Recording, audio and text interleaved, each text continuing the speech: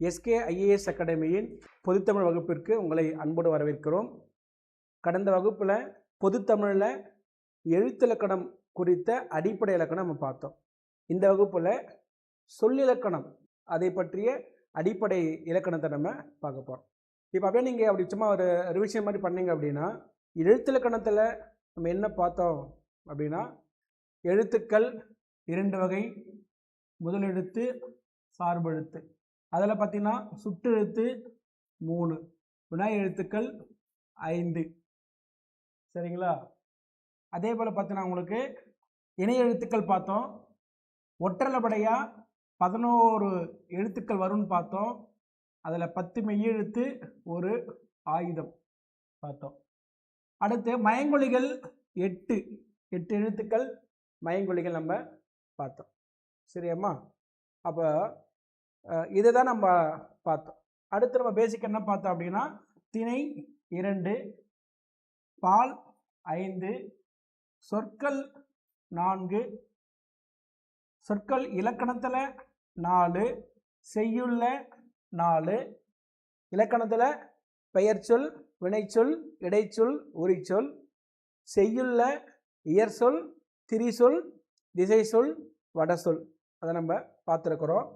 காலம் 3, இடமும் 3.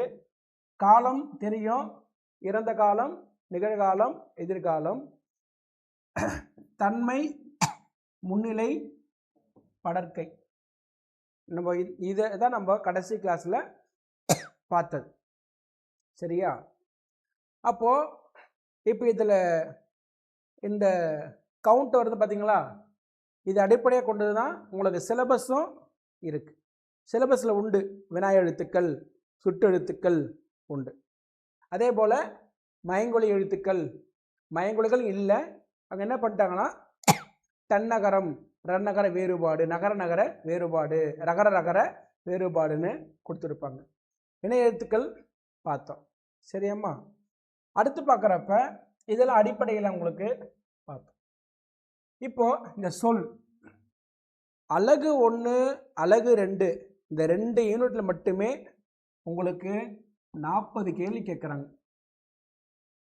25 கேள்வி ஃபஸ்ட் யூனிட்டில், 15 கேள்வி செகண்ட் யூனிட்டில். இந்த 40 கேள்விக்கு அடுத்த தேர்ட் யூனிட்டில் ஒரு 15 கேள்வி. சரிங்களா? இந்த 55 கேள்வியை நீங்கள் புரிஞ்சுக்கணுன்னா இந்த பேசிக் இலக்கணம் உங்களுக்கு தெரியும். இப்போ நம்ம சொல்கிறோம் எழுத்துக்கள் சேர்ந்தது தான் சொல் அப்படின்னு சொல்கிறோம். இப்போ பாருங்க, ஆ ஆ ஆ ஆ பல எழுத்துக்கள் சேர்ந்தது, இது சொல்லா? இல்லை அம்மான்னு எழுதுற, இது சொல்லா? அப்போ எழுத்துக்கள் சேர்ந்தா மட்டும் கிடையாது, பொருள் தரணும். அதுதான் சொல். இந்த சொல் என்ற வார்த்தைக்கு கிளவி, பதம், வார்த்தை, மொழி அப்படின்னு பல பெயர்கள் உண்டு. சரியாமா? சொல்லு சொல்கிறோம் இல்லையா? கிளவினாலும், பதம்னாலும், வார்த்தைனாலும், மொழி அப்படின்னாலுமே உண்டு தான். சரியா? அதே போல் இங்கே பாருங்க, எல்லா சொல்லும் பொருள் குறித்தனவே. எல்லா சொல்லும் பொருள் குறித்தனவே யார் சொல்கிறாரு? தொல்காப்பியத்தில் தொல்காப்பியர் சொல்கிறார். அப்போ சொல் அப்படின்னா பொருள் தரணும். பொருள் தரலன்னா அது சொல் கிடையாது. First point. அந்த சொல் ஓரெழுத்து ஒரு மொழியாகவும் இருக்கலாம், ஓரெழுத்து ஒரு மொழியாகவும் இருக்கலாம். இப்போ வா, போ, தா சொல்கிறோம் இல்லையா? ஓரெழுத்து தான். இப்போ ஆனா பசு, ஈனா தெரியும், ஈ. சரிங்களா உங்களுக்கு? அதே போல் ஊனா ஊன் இறைச்சி, ஐனா தலைவன். அப்போது அதுபோல் ஓரெழுத்து ஒரு மொழியும் இருக்கலாம், ஒரு எழுத்துக்கு மேற்பட்ட 2 எழுத்துக்கள் சேர்ந்தும் சொல்லாகலாம். அது ஒரு எழுத்தோ 2 எழுத்தோ பொருள் தந்தா சொல், பொருள் தரலனா அது சொல் கிடையாது. First point. சரியா? இப்போ பாருங்க, பூ, ஆ, தீ, வா. சரியாம்மா? அந்த சொல் பார்த்தீங்கன்னா பெயர் சொல்லாகவும் இருக்கலாம், வினை சொல்லாகவும் இருக்கலாம். கவனிக்கிறீங்களாம்மா? சரியா? அதாவது எழுத்துக்கள் சேர்ந்தது தான் சொல்லு. அந்த சொல் பொருள் தரணும். பொருள் தந்தாதான் அது சொல், பொருள் தரலனா சொல் கிடையாது. சரியா? அடுத்து பார்க்குறப்போ அப்போ சொல் பார்த்தீங்கன்னா 2 திணை. 2 திணை, 5 பால் அடிப்படையில் தான் சொல் உருவாகும்.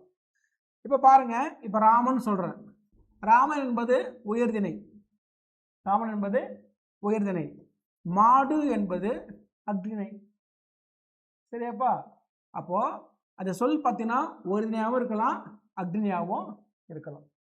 சரியா?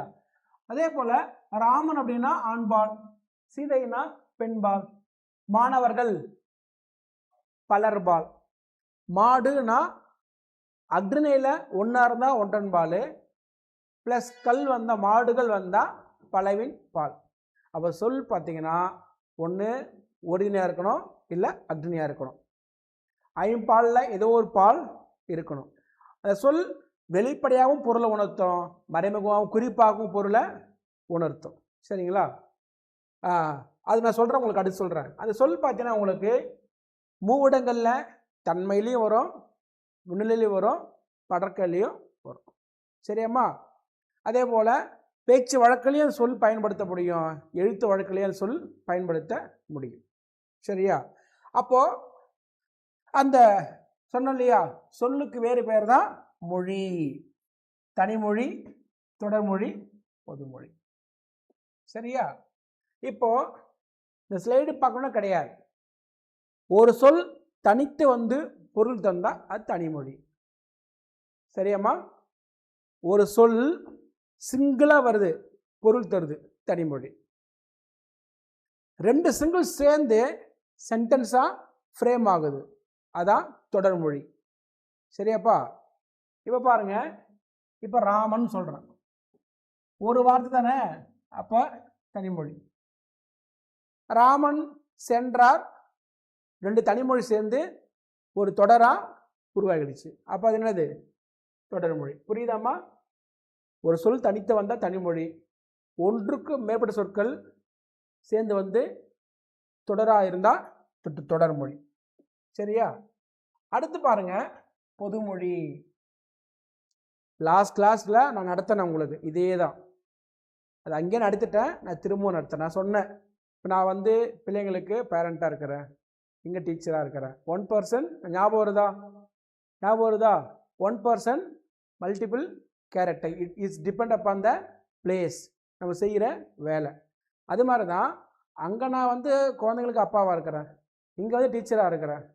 அப்போது என்னன்னா அதே தான், ஒரு ஆள் தான், அங்கே ஒரு கேரக்டரு, இங்கே ஒரு கேரக்டர். அதே மாதிரி தான் ஒரு சொல்லு தான் தனியாக இருக்கிறப்ப ஒரு பொருள் தருது. அந்த சொல்லையே பிரித்து பார்த்தீங்கன்னா சென்டென்ஸாக வந்துடுது, அப்போ இன்னொரு பொருள் தருது. சரியாம்மா? நான் கடைசி கிளாஸ் எழுதினேன், அந்தமான் எழுதுனா, அந்தமான், பலகை, தாமரை, புக்கில் கொடுத்துருப்பாங்க 10th புக்கில், 8, வேங்கை. சரியாம்மா?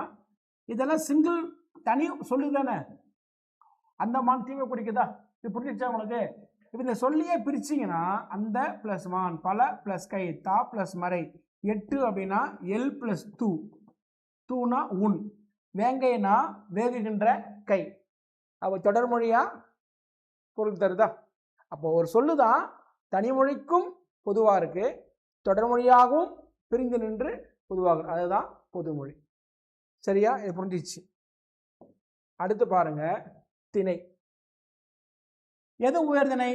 6 அறிவுள்ள மக்கள் தான் உயர்திணை. அப்போ பகுத்தறிவு இல்லாத உயிருள்ள உயிரற்ற எல்லாமே அக்திணை. உங்களுக்கு பால் தெரியும், பால் எது பிரச்சனை உங்களுக்கு அது வராது. இங்க பாருங்க, ஒன்றன்பால் பலவின்பால். இங்க பாருங்க, யானை, புறா, மலை, கடல், காற்று, அது உயிருள்ள பொருளோ உயிரற்ற பொருளோ ஒன்று வந்தால் அது ஒன்றன்பால். மாடு, மாடுகள். சரியாம்மா? பேருந்து, பேருந்துகள். அப்படி தான் நீங்கள் ஞாபகம் வச்சுக்கணும். இதெல்லாம் பேசிக்ஸ் தான். அதே போல் தன்மை, மூவிடம், தன்மை, முன்னிலை, படற்கை. ஒரு கருத்தை யார் சொல்கிறாங்களோ அவர்தான் தன்மை, நான் தான் தன்மை. யார்கிட்ட சொல்கிறேன்? உங்ககிட்ட சொல்கிறேன். கேட்குறவங்க தான் முன்னிலை. நம்ம 2 பேர் இல்லாமல் தேர்ட் பார்ட்டி இருக்கிறாங்க இல்லையா, அவங்க தான் படர்க்கை. சரியா? தன்மை முன்னிலை படர்க்கை. டவுட் இருக்கா? இல்லை. இதெல்லாம் பேசிக்ஸ் தான். இப்போ அந்த தன்மையில் ஒருமை இருக்கு, பன்மை இருக்கு. முன்னிலையில் ஒருமை இருக்கு, பன்மை இருக்கு. இங்க பாருங்க, நான் தோசை சாப்பிட்டேன், நாம் தோசை சாப்பிட்டோம். முன்னிலையில நீ தோசை சாப்பிட்டாய், நீங்கள் தோசை சாப்பிட்டீர்கள். இப்ப தன்மை முன்னிலையில சென்டென்ஸ்ல ஆண் பெண் தெரியாது, ஜெண்டர் தெரியாது. படற்கையில தான் ஈ ஷி தே வருதுல, அவன் வந்தாவே தெரியும் உங்களுக்கு. படற்கையில பால் காட்டும். சரியாம்மா? அப்போ கவனிங்க, இதெல்லாம் என்ன சொற்கள்? பெயர் சொற்கள். தன்மையில பாருங்க, நான் தன்மை ஒருமை, நாம் தன்மை பன்மை. சரியா? முன்னிலையில பாருங்க, நீ மட்டும்தான் முன்னிலை ஒருமை, நீர் நீங்கள் எல்லாம் முன்னிலையில பன்மை. பன்மை ஆண்பால் பெண்பால் இதெல்லாம் உங்களுக்கு தெரியும். சரியா? இங்க பாருங்க, இது ஏன் இது கொடுத்துருக்குற அப்படின்னா, இது பழைய வார்த்தை, இதெல்லாம் பழைய வார்த்தை. நான் வந்தேன், நாம் வந்தோம். தன்மையில பெயர் சொல்லு. நான் வந்தா வினை என்ன வரணும்? வந்தேன். ஏன் தான் விகுதியா வரணும். நாம் வந்தா ஓம் தான் விகுதியா வரணும். நீ வந்தா முன்னிலையில விகுதி ஆய்தான் வரணும். நீவீர் நீங்கள் வந்தா ஈர் தான் வரணும். சரியாம்மா? அதே போல இன்னும் வந்தா இன்னுதான் வரணும். அது உங்களுக்கு தெரியும். சரியா? இது ஏன் சொல்றா அப்படின்னா, ஒரு தொடர் கேட்பாங்க, அதில் சப்ஜெக்டை பார்க்கணும். சப்ஜெக்ட் தான் மெயின். அது ஒரிஜினியாக இருந்தால் ப்ரிடிகேட் ஒரிஜினியாக தான் இருக்கணும். ஃபினிஷிங் தன்மையில் இருந்தால் தன்மையில் தான் முடியணும். அக்னியாக இருந்தால் அக்னியில் தான் முடியணும். சென்டென்ஸுக்குள்ள பாஸ்டென்ஸ் இருந்தால் பாஸ்டென்ஸ் தான் முடியணும். எதிர்காலம் இருந்தால் எதிர்காலத்தான் முடியணும். அந்த எல்லா காம்பனண்ட்டும் என்ன பண்ணோம், நீங்கள் அதை நீங்கள் புரிஞ்சுக்கணும். சரியாப்பா? அதே போல் காலம். எதுமா? காலம். காலம் 3: இறந்த காலம், நிகழ்காலம், எதிர்காலம். ஒரு சொல்ல பிரிக்க முடிஞ்சா அது பகுபதம், பிரிக்க முடியலனா அது பகாபதம். இப்போ இந்த வார்த்தை இருக்கு இல்லையா, இந்த வார்த்தையில நிறைய பேர் பிரிக்கிறதுல கஷ்டம் நினைச்சுக்கிற கஷ்டமே கிடையாது. இங்க பாருங்க, இந்த வார்த்தை படி, படி பிடிச்சிட்டுனா புள்ளி வச்சு எடுத்துருக்குல்ல, தனியா பிரிங்க. இத் பிரிச்சுட்டுனா தா இருக்குல்ல, தா பிரிச்சா இத்து வந்துடும். எங்க ஆ இங்க போயிடும். அப்போ ஆண். சரியாமா? அதே போல உன் பிளஸ் இட் பிளஸ் ஆண். இதுல பிரிச்சுக்கிறப்ப செல் பிளஸ் இர் பிளஸ் ஆண். எழுது பிளஸ் இன் பிளஸ் ஆண். இப்போ விஷயம் என்ன விஷயம் அப்படின்னா, கவனிங்க, இது பகுதி, இது விகுதி, இது இடைநிலை. சரிங்களா? லெஃப்ட்ல வந்தா அது சந்தி, ரைட்ல வந்ததுன்னா அது சாரியை. அப்போ இத்து இட்டு இரு இன்னு வருது இல்ல, இந்த எழுத்துக்கள் வந்தா அதுதான் இறந்த காலம். பிரிக்கிறப்ப இடைநிலையில இத்து இட்டு இரு இன்னு வந்தா இறந்த காலம். அதே மாதிரி பாருங்க, கிரு கின்று எல்லாம் ஒண்ணுதான். வருகிறான், கிரு வருதா, பிரிப்பீங்க. வா பிளஸ் கிரு பிளஸ் ஆண் பிரிப்பீங்க.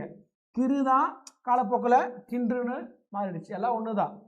இது ரெண்டுமே உடன்பாடு. உடன்பாடுனா வரான். உடன்பாட்டுக்கு தமிழ் என்ன ஆப்போசிட்? எதிர்மறை. அது என்னது? வாரா நின்றான்.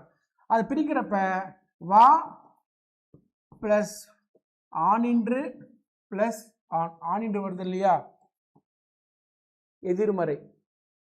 சரியாமா?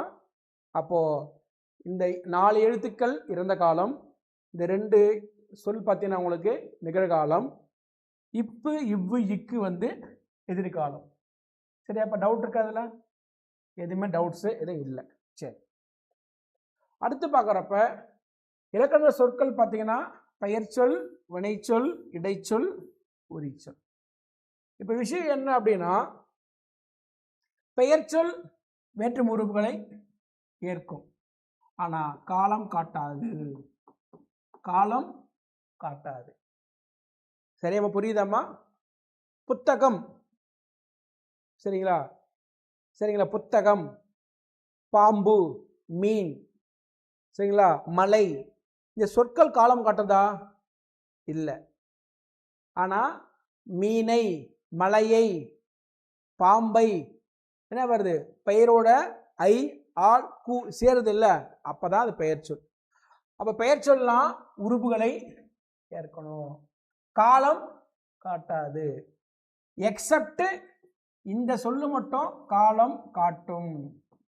வினையால் அணையும் பெயர் சிலபஸ்ல உண்டு கண்ணா, பொதுத்தமிழ் சிலபஸ்ல உண்டு. வினையால் அணையும் பெயர் நான் சொல்றேன் உங்களுக்கு. இது எப்படி நீங்க புரிஞ்சுக்கிறது அப்படின்னா, இங்க பாருங்க, படித்தான், படித்தவன், உண்டான், உண்டவன். இது செயலை குறிக்குதா? அப்போ செயல் முடிஞ்சு போச்சா? அப்ப வினை முற்று. படித்தான், உண்டான் சொல்றோம், சாப்பிட்டேன், வந்தேன், வருதுல, செயலை குறிக்குது இல்ல. ஆனா படித்தவன், உண்டவன் அப்படின்னா செய்த யாரை குறிக்குது? நபர். இதுதான் வினையால் அணையும் பெயர். காலம் காட்டுதில்ல, படித்தவன், படிக்கிறவன், படிப்பவன். சரியா?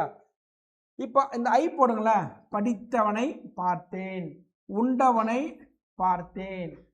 அப்ப பெயர் சொல்லலாம் உறுப்புகளை ஏற்கணும். ஏற்குதா? காலம் காட்டாது, எக்ஸப்ட் வினையால் அணையும் பெயர். சரியா? அதே போல பாருங்க, வினைச்சொல் காலம் காட்டும், மூடங்கள்லையும் வரும். பெயர் சொல்ல மூடங்களே வரும். நம்ம பார்த்தோம் 3 ஸ்லைட்ல, நான், நாம், நீ, நீங்கள், அவன், அதான் பெயர் சொல். நான் வந்து பெயர் சொல்லு, சாப்பிட்டேன் வினை சொல்லு. சரியா? ஆனா வினை சொல்லு தான் என்ன தெரியும்? திணை தெரியும், பெயர்லையும் தெரியும். அவன்னா உயர்திணை தானே, சரிங்களா? அதே போல எண். அப்போ காலம் மட்டும்தான் டிஃபரன்ஸ், மற்ற எல்லாமே உங்களுக்கு காட்டும். ஆனா காலம் இந்த இது வினைச்சொல் அப்படின்னா காலம் மட்டும்தான் வினைச்சொல் காட்டும், பெயர்ச்சொல் காட்டாது. இந்த தவிர இப்போ ஒரு பெயர் சொல்லுக்கும் வினைச்சொல்லுக்கும் இடையில வருது இல்ல, அதான் இடைச்சொல். அந்த இடைச்சொல்லுக்கு பார்த்தீங்கன்னா தனியா வந்தா பொருள் கிடையாது. தான், தாம், மட்டும், தவிர, ஏ சொல்றோம். அவன் திருடன், அவனே திருடன், அவன் திருடன், அவன்தான் திருடன், அவனே திருடன். டிஃபரன்ஸ் புரியுதா உங்களுக்கு? அவனேனா 100% கன்ஃபார்ம். ஆனால் அந்த ஏக்கு தனியாக பொருள் வந்து இது சென்டென்ஸில் கிடையாது. ஆனால் எழுத்தில் ஏனா அம்பு அது வேற வருது. சரியாம்மா? அதுபோல் அடுத்து என்னது? உரிச்சொல். உரிச்சொல் எதில் வரும்? இலக்கணத்தில் மட்டும்தான் வரும். அந்த உரிச்சொல் பார்த்தீங்கன்னா பல சொல் ஒரு பொருள் இருக்கு, ஒரு சொல் பல பொருள் இருக்கு. லாஸ்ட்டில் சொன்ன உங்களுக்கு சாலை, உரு, தவ அதெல்லாம். சரிங்களா? சரி, இதெல்லாம் பேசிக்ஸ் தான். அப்போ பெயர் சொற்கள் பாருங்க, உறுப்புகளை ஏற்கும், காலம் காட்டாது. அந்த பெயர் சொல் அடிப்படையில் 6 வகை. எத்தனை வகை? 6. புத்தகம் பொருள் தானே, பொருள் பெயர். வில்லிவாக்கம் இடம் தானே, இடப்பெயர். நேற்று, இன்று, நாளை, மந்த்து, காலப்பெயர். கரியன், வெள்ளையன், பண்பு பெயர். நடிகன், நடிகை, ஆசிரியர், புலவர், கவிஞர், தொழில் பெயர். இந்த சினை பெயர் மட்டும் என்னன்னா, இப்போ மனிதன் சொல்றோம், மனிதன்றது ஒரு முழு ஆளை குறிக்குதா? அப்போ ஒரு முழுசா குறிச்சா அது பேரு முதற்பெயர். இது முதற்பெயர். புரியுதாம்மா? ஆனா அந்த மனிதன்ற ஒரு பர்சனுக்குள்ள கை, கால், கண், முகம் இருக்குல்ல, அதான் சினைப்பெயர். புரியுதாம்மா? அப்போ ஒரு பைக் இருக்குல்ல, பைக் தான் முதல் பெயர்னா ஸ்பேர் பார்ட்ஸ் எல்லாம் சினைப்பெயர். அதுபோல மனிதன் முதல் பெயர்னா கண் சினைப்பெயர். சரியா? இப்போ நான் இங்க மனிதன் சொல்றேன், இங்க குட்டை காலன் எழுதுறேன், குட்டை காலன். சரியா? மனிதன்றது முதல் பெயர் தானே, அந்த மனிதன் இருக்கிற ஒரு ஸ்பேர் தானே காலு. சரியா? அதுதான் சினைப்பெயர். புரியுதா? பெயர் சொல் நிறைய வகை இருக்கு. அடிப்படையில் பொருள், இடம், காலம், சினை, குணம், தொழில். அடுத்து பாருங்க, அந்த பெயர் சொல் இடுகுறி பெயர் இருக்கு, காரண பெயரும் இருக்கு. இதையும் நான் நடத்தினேன், உங்களுக்கு லாஸ்ட் கிளாஸ் முன்னாடி நடத்தினேன். இதெல்லாம் கொஞ்சம் பேசிக் தான். சரி, என்ன சார் அது? நான் இப்போ ஒரு பாட்டு வந்தது, நான் அதையும் சொன்னேன் உங்க லாஸ்ட் கிளாஸில். நாய்க்கு யார் நாயினி பேர் வச்சது சொன்னா உங்களுக்கு. அப்போ யார் வச்சாலும் பேர் தெரியாதுல்ல, நம்ம பயன்படுத்துகிறோம். அதான் இடுகுறி. ஒரு பொருளுக்கு யார் பெயர் வைத்தார்கள்னு யாருக்குமே தெரியாது. தாத்தா பயன்படுத்தினாரு, அப்பா பயன்படுத்தாரு, நம்ம பயன்படுத்த, நம்ம பிள்ளைங்க பயன்படுத்தும். அதுதான் இடுகுறி. அந்த பெயர் சொல் பார்த்தீங்கன்னா எல்லாத்துக்கும் அப்ளிகபிள் ஆச்சுன்னா அது இடுகுறியில் பொது. சரியாம்மா? இப்போ காடுன்றோம், எதுமா காடு. காடுன்னு யார் பேர் வச்சுன்னு யாருக்குமே தெரியாது. அப்போ அந்த சொல்லு பார்த்தீங்கன்னா என்னது? இடுகுறி. இடுகுறி என்னது? பொது. சரியாம்மா? ஒரு சொல்லுக்குது, அந்த சொல்லு ஒரு பொருளுக்கு யார் பேர் வச்சு யாருமே தெரியாது. அப்போ அது இடுகுறி. அந்த சொல் எல்லாத்துக்கும் அப்ளிகபிள் ஆச்சுன்னா அதான் இடுகுறி பொது. எடுத்துக்காட்டு காடு. ஆனா இடுகுறி தான் சிறப்பு. கருவேலன் காடு, கருவேலன் காடு. அப்போ கருவேல மரம் இருக்குது இல்லையா, அதை மட்டும் குறித்தனால இடுகுறியில் சிறப்பு. சரியாப்பா? அதே போல காரணம் பாருங்க. காரணம் பார்த்தீங்கன்னா காரணத்தில் பொது அணி. எதுமா? ரீசன். அணிவதால் அது அணி. அது நகையாக இருக்கலாம், சட்டையாக இருக்கலாம், செப்பலோட இருக்கலாம். அதனால் அது காரணம். அணிவதால் அது அணி. அது அணிகிற எல்லாத்துக்குமே பொருந்தும். சரியா? அதே போல் நீங்கள் பறவை சொன்ன லாஸ்ட் கிளாஸில். பறவை எதுமா? பறவை. பறக்கிற எல்லாமே பறவை தான். அப்போ பறப்பதால் அது பறவை, அப்போ அது காரணம். எல்லா பறவைக்கும் பொருந்ததில்ல, அப்போ அது காரண பொது. சரியா? அப்போ காரண சிறப்பு பாருங்க. வளையல். வளைந்திருக்கிற எல்லா வளையல் கிடையாது, பெண்கள் அணியிறது தான் வளையல். பறவைக்கு சொன்ன உங்களுக்கு மரக்கொத்தி ஞாபகம் வருதா? மரக்கொத்தி. இதெல்லாம் எங்கே கேட்பாங்க உங்களுக்கு? இதெல்லாம் சிலபஸ் டைரெக்டாக கேட்க மாட்டாங்க. இதெல்லாம் பேசிக்ஸ் தான் நீங்கள் தெரிஞ்சுக்கணும். பெயர் சொல் அப்படின்னா அது 6. அது இல்லாமல் அந்த பெயர் சொல் இடுகுறி இருக்கு, காரணம் இருக்கு. இடுகுறியில் பொது, இடுகுறி சிறப்பு. காரண பொது, காரண சிறப்பு. இப்போ நான் நாற்காலின்றோம். நாற்காலி என்னது? காரணம். சரியா? ஆனால் அது பொது கிடையாது. சரிங்களா? 4 காலத்தில் எல்லாமே குறிக்குது இல்லை. அந்த இதுதான் நாற்காலியை தான் குறிக்காப்போ காரண சிறப்பு. சரியா உங்களுக்கு? அதே போல் பார்த்தீங்கன்னா உங்களுக்கு பெயர் சொல் பார்த்தீங்கன்னா பொது பெயர் இருக்கு, சிறப்பு பெயர் உண்டு. சொல்கிறோம் வாழைப்பழம், சாரை பாம்புன்றோம். பாருங்க, வாழை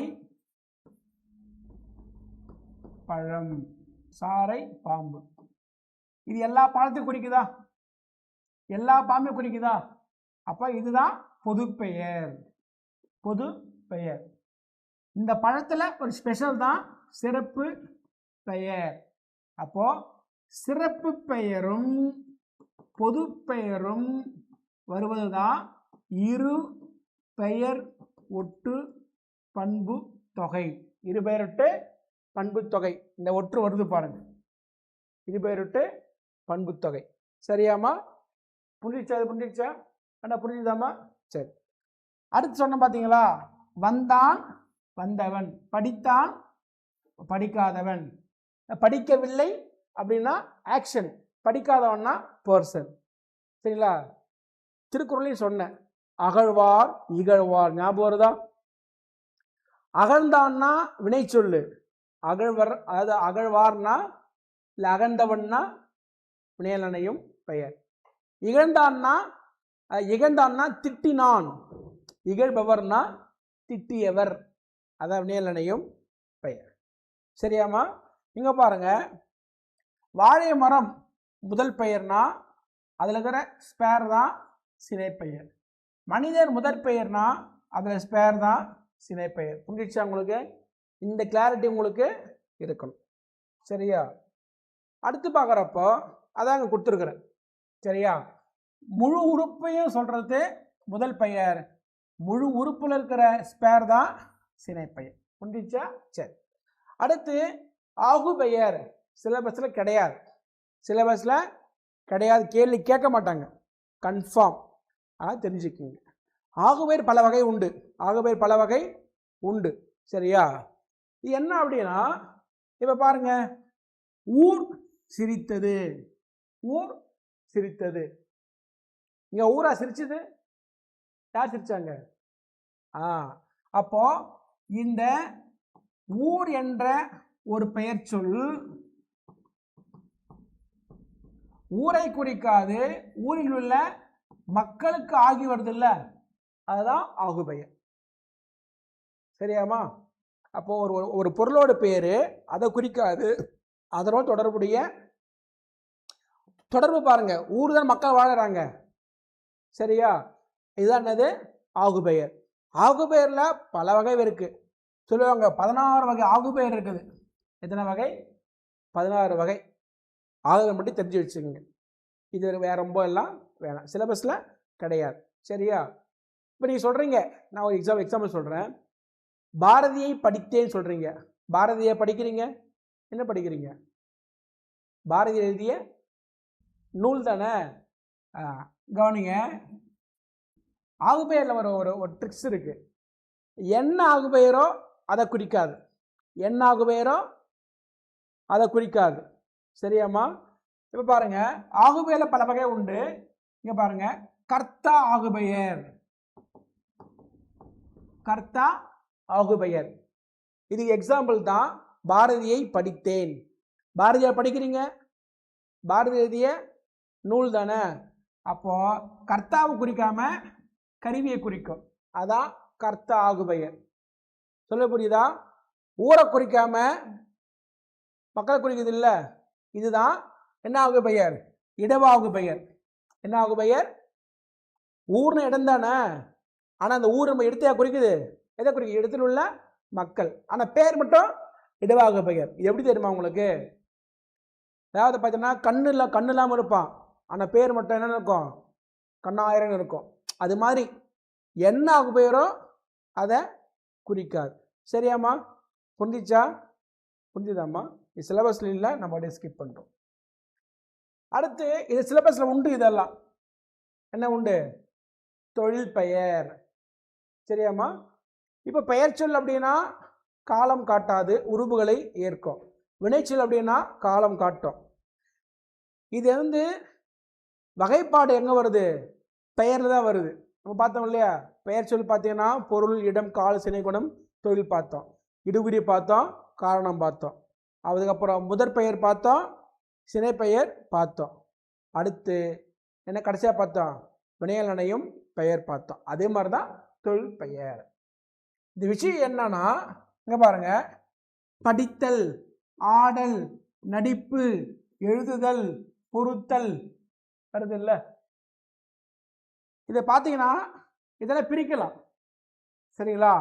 படித்தல்ல படி, சரிங்களா? ஆடல்ல ஆடு, நடிப்புல நடி, எழுதுதல்ல எழுது, பொருத்தல்ல பொரு. சரியாம்மா? இந்த ஒரு வார்த்தையில முதல் சிலபல் இருக்குல்ல, முதல் சிலபல், அது பேர் தான் முதல் நிலை. ஞாபகம் வச்சுக்குமா? இது முதல் நிலை. நான் சொன்ன உங்களுக்கு உண்டான் பிரிச்சோம், ஞாபகம் இருக்கா? இது நீங்க பகுதின்னு சொன்னீங்க இல்லையா? பகுதி தானே. இந்த பகுதிக்கு இன்னொரு பேர் தான் என்னது? முதல்நிலை. ஒரு வார்த்தையில முதல்ல வருது இல்ல, அது பேர் தான் பகுதின்னு சொல்லுவோம். ஆனா இங்க என்ன சொல்றாங்க? இப்போ இந்த முதல் நிலையே படி, ஆடு, நடி, எழுது, பொருள் தருதா இல்லையா?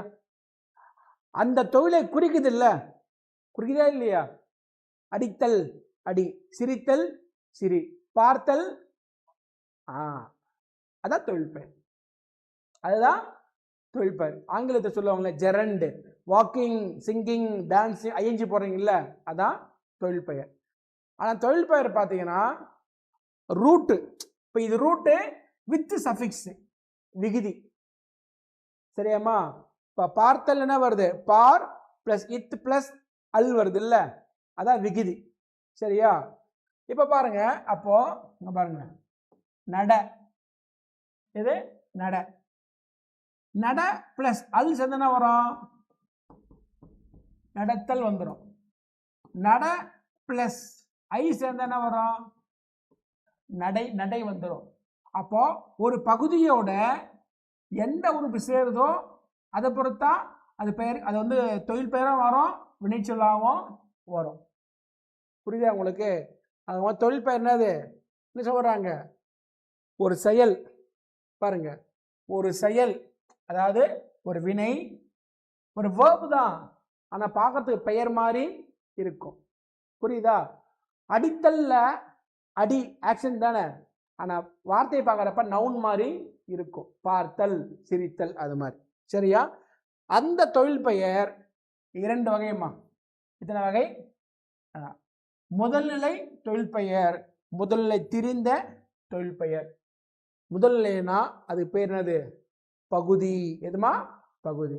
இப்ப பாருங்க, படி, ஆடு, நடி, எழுது, பொறு, தொழிலை குறிக்குதா? அதான் முதல்நிலை தொழில் பெயர். புரிஞ்சா? இங்க பாருங்க, சொல்ற எக்ஸ்பிளைன் பண்றேன். விகுதி இருக்கு பாத்தீங்களா? விகுதி இருக்கு பாத்தீங்களா? விகுதி இருந்தா அது ஒரு விகுதி பெற்ற தொழில் பெயர். அந்த விகுதி என்ன வரும்? இதா தல், அல், அம், ஆட்டம், வாழ்க்கை. சரிங்களா? வரவு, மறதி, புரட்சி. ஒரு பகுதியோட விகுதி சேருது இல்லையா? இந்த விகுதியெல்லாம் வந்தா தொழில் பெயர் விகுதிகள். சரியாமா? இப்ப பாருங்க, தருதல், தா பிளஸ் தல்னா வரும், தருதல். கூறு பிளஸ் அல், கூறல். ஆடு பிளஸ் அம், ஆட்டம். சரியா உங்களுக்கு? வில் பிளஸ் ஐ, விலை. வா பிளஸ் கை, வருகை. பார் பிளஸ் வை, பார்வை. இதுதான் தொழில் பெயர் விகுதிகள். புரிஞ்சிச்சா? சரி, அடுத்து பார்த்தீங்கன்னா அந்த தொழில் பெயர் பார்த்தீங்கன்னா நான் சொன்னேன் இல்லையா, உரைத்தல். இந்த பகுதியே தொழிலை குறிக்குது இல்ல, உரைத்தல்ல சொல்றது. சிரித்தல்னா சிரி, அடித்தல்ல எது? அடித்தல்ல அடி. அந்த பகுதியை தொழிலை குறிக்குது இல்ல, அதான் முதல்நிலை தொழில் பெயர். சரியாமா? அதான் கொடுத்துருக்குறாங்க. இங்க பாருங்க, வானில் இடி இடித்தது, இடித்தல்ல இடி. புரியுதா உங்களுக்கு? இங்க பாருங்க, அடுத்து பார்த்தீங்கன்னா சோறு கொதித்தல்ல கொதி. இந்த இடி வருது இல்லையா, இடித்தல்ல இடி, கொதித்தல்ல கொதி. இடித்தல்ல பகுதி தான் இந்த முதல்நிலை தொழிலை குறிக்குது இல்ல, முதல்நிலை தொழில் பெயர். முதல்நிலை தொழில் பெயர். சரியா? அடுத்து பாருங்க, முதல்நிலை திரிந்த தொழில் பெயர். ஒண்ணுமே இல்லை, நோ சேஞ்சஸ், சேஞ்சஸ், அவ்வளவுதான். நம்ம புணர்ச்சி படிச்சிருக்கிறோம் இல்லையா? புணர்ச்சி, பொன் பிளஸ் மலை, பொன்மலை. மாற்றம் எதுவுமே இல்லை. மண் பிளஸ் குடம், அது திரிதல். அது மாதிரிதான் நான் சொன்னேன் இல்லையா, உரைத்தல்ல உரை, அடித்தல்ல அடி, சிரித்தல்ல சிரி. அந்த பகுதி எந்த மாறுபாடு இல்லாம தொழில் குறிக்குது இல்ல, அதான் முதல்நிலை தொழில் பெயர். இங்க சேஞ்ச் ஆகுது, அதான் முதல்நிலை தெரிந்த தொழில் பெயர். இப்போ நான் சொல்றேன், ஆமா நான் தமிழ் படிக்கும் வாய்ப்பு பெற்றேன், தமிழ் படிக்கும் வாய்ப்பை பெற்றேன். அந்த பெற்றேல்ல எது ரூட்டு? பெரு. இது பெரு. எதை சொல்றோம்? பெரு வந்து மாறும், பேரு மாறும். இப்போ அவள் குழந்தையை பெற்றாள், பெருதானே, அதான் சொல்றோம். மகப்பேறு மருத்துவமனை, குழந்தை பெறுகிற மருத்துவமனை தான் சொல்லணும். இந்த பெருனா மாறுது, மகப்பேறு. சரிங்களா? பால் சுடுகிறது, சுடு என்ன மாறும்? சூடு. சூடு பட்டுச்சுடா, சுடுனா மாறுது, சூடுவா மாறுது. தெரியுது இல்ல? அதான் முதலில் தெரிந்த தொழில் பெயர். இங்க பாருங்க, தமிழ் படிக்கும் பெருதான். சரிங்களா? பெரு வந்து பேரு. உணவின் சுடுதல் தான், சுடுதான், சூடு குறையவில்லை. சரியா? இந்த சூடு சேஞ்ச் ஆகுது, பெரு பேருன்னு சேஞ்ச் ஆகுது. இதுதான் முதலில் தெரிந்த. அதே மாதிரி பாருங்க, விடு வீடு, மின் மீன். அப்போ குரில் நெடிலா மாறும், உடன்படு உடன்பாடு. இதுதான் கேட்பாங்க. சிலபஸ்ல உண்டுமா, சிலபஸ்ல உண்டு. சரியா? இது வரைக்கும் என்ன பார்த்தோம்? இலக்கணத்துல சொற்கள் பார்த்தோம். பெயர் சொல், வினைச்சொல், இடைச்சொல் நான் சொல்லிட்டேன் உங்களுக்கு, குறிச்சொல் நம்ம சொல்லியாச்சு. சரிங்களா? இப்ப பார்க்கறது பார்த்தீங்கன்னா, செய்யுள்ள 4 வகை: இயற் சொல், திரி சொல், இசை சொல், வட சொல் 4. சரியா? இது எல்லாம் நான் ஏற்கனவே ஏதோ ஒரு ரீசன்ல நடத்தி முடிச்சிட்டேன் உங்களுக்கு. சரியா? எளிமையாக சொல்லலைன்னா, இயற் சொல் அப்படின்னா படித்தவர் படிக்காதவர் 2 பேருக்குமே அந்த சொல்லுக்கான சொல்லும் தெரியும், பயன்படுத்துவாங்க, பொருளும் தெரியும். இப்போ சோறு, சோறுன்ற வார்த்தை அது தமிழ் சொல்லு. சோறுன்றது படித்தவனுக்கும் தெரியும், படிக்காத முட்டாளுக்கும் தெரியும். சோறு போடு அப்படின்றோம், ஆனால் அது பெயர் சொல். சரியா? அடித்தான், அடித்தான்றது வந்து படித்தவனும் பயன்படுத்துவான், படிக்காதவனும் பயன்படுத்துவான். விளக்கமும், சொல்லுக்கு விளக்கமும் உங்களுக்கு தெரியும். அதான் இயற் சொல். அப்போ இயற் சொல் என்னது? கற்றவர் கல்லாதவர் இருவருமே பயன்படுத்துவாங்க. அவங்க பயன்படுத்த சொல்லுக்கான பொருள் விளக்கமும் அவங்களுக்கு தெரியும். அதுதான். சரியாம்மா? இப்போ பாருங்க, கடல், கப்பல், எழுதினான், படித்தான். படித்தவனுக்கும் தெரியும், படிக்காதவங்களுக்கும் இந்த சொல்லுக்கு விளக்கம் தெரியும். அதுதான் இயற் சொல். சரியா? இப்ப பாருங்க, அந்த இயற் சொல் பார்த்தீங்கன்னா பாருங்க, இது எல்லாமே இயற் சொல் தான். இது எல்லாமே இயற் சொல் தான். என்ன ஃபார்முலா? எல்லா சொல்லுமே படிக்காதவனுக்கும் தெரியும், படித்தவனுக்கும் தெரியும். ஆனா மண், பொன் இயற் சொல் தான், ஆனா பெயர் சொல் தானே. அப்போ இது பெயர் இயற் சொல். பாருங்க, இது காமன் தான் கண்ணா, எல்லாமே இயற் சொல் தான், எல்லாமே இயற் சொல் தான். பெயரா இருந்தா பெயர் இயற் சொல், வினையா இருந்தா வினை இயற் சொல். சரியா?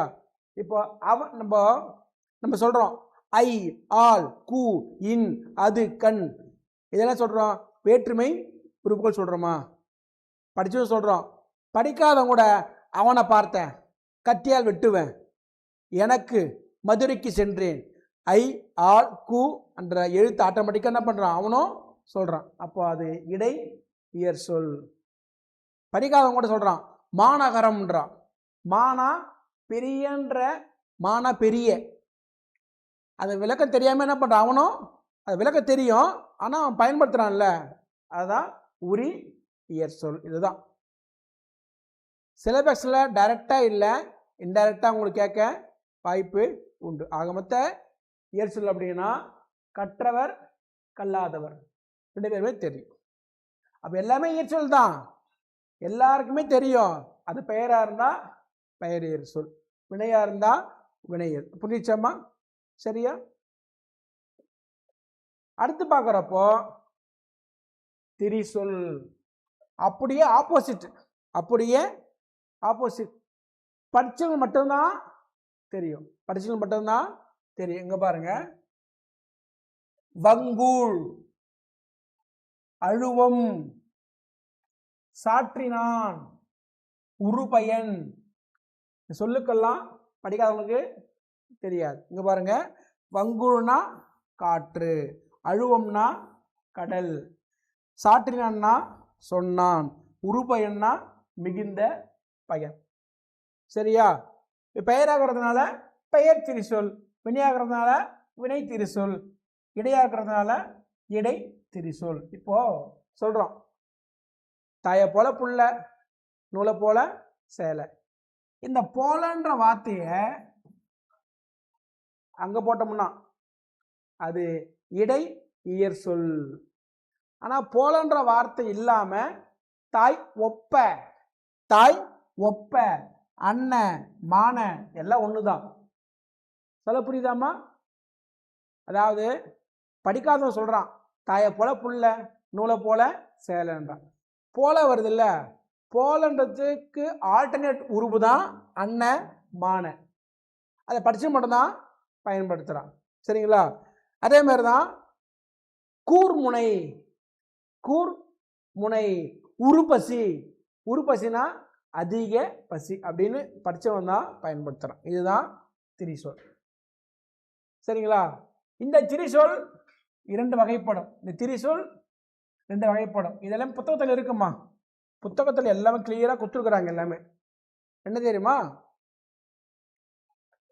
பல சொல்லு ஆனா ஒரே பொருள், ஒரு சொல்லு பல பொருள். இங்க பாருங்க, வங்கம், அம்பி, நாவாய், பல சொல்லு ஆனா ஒரே பொருள்.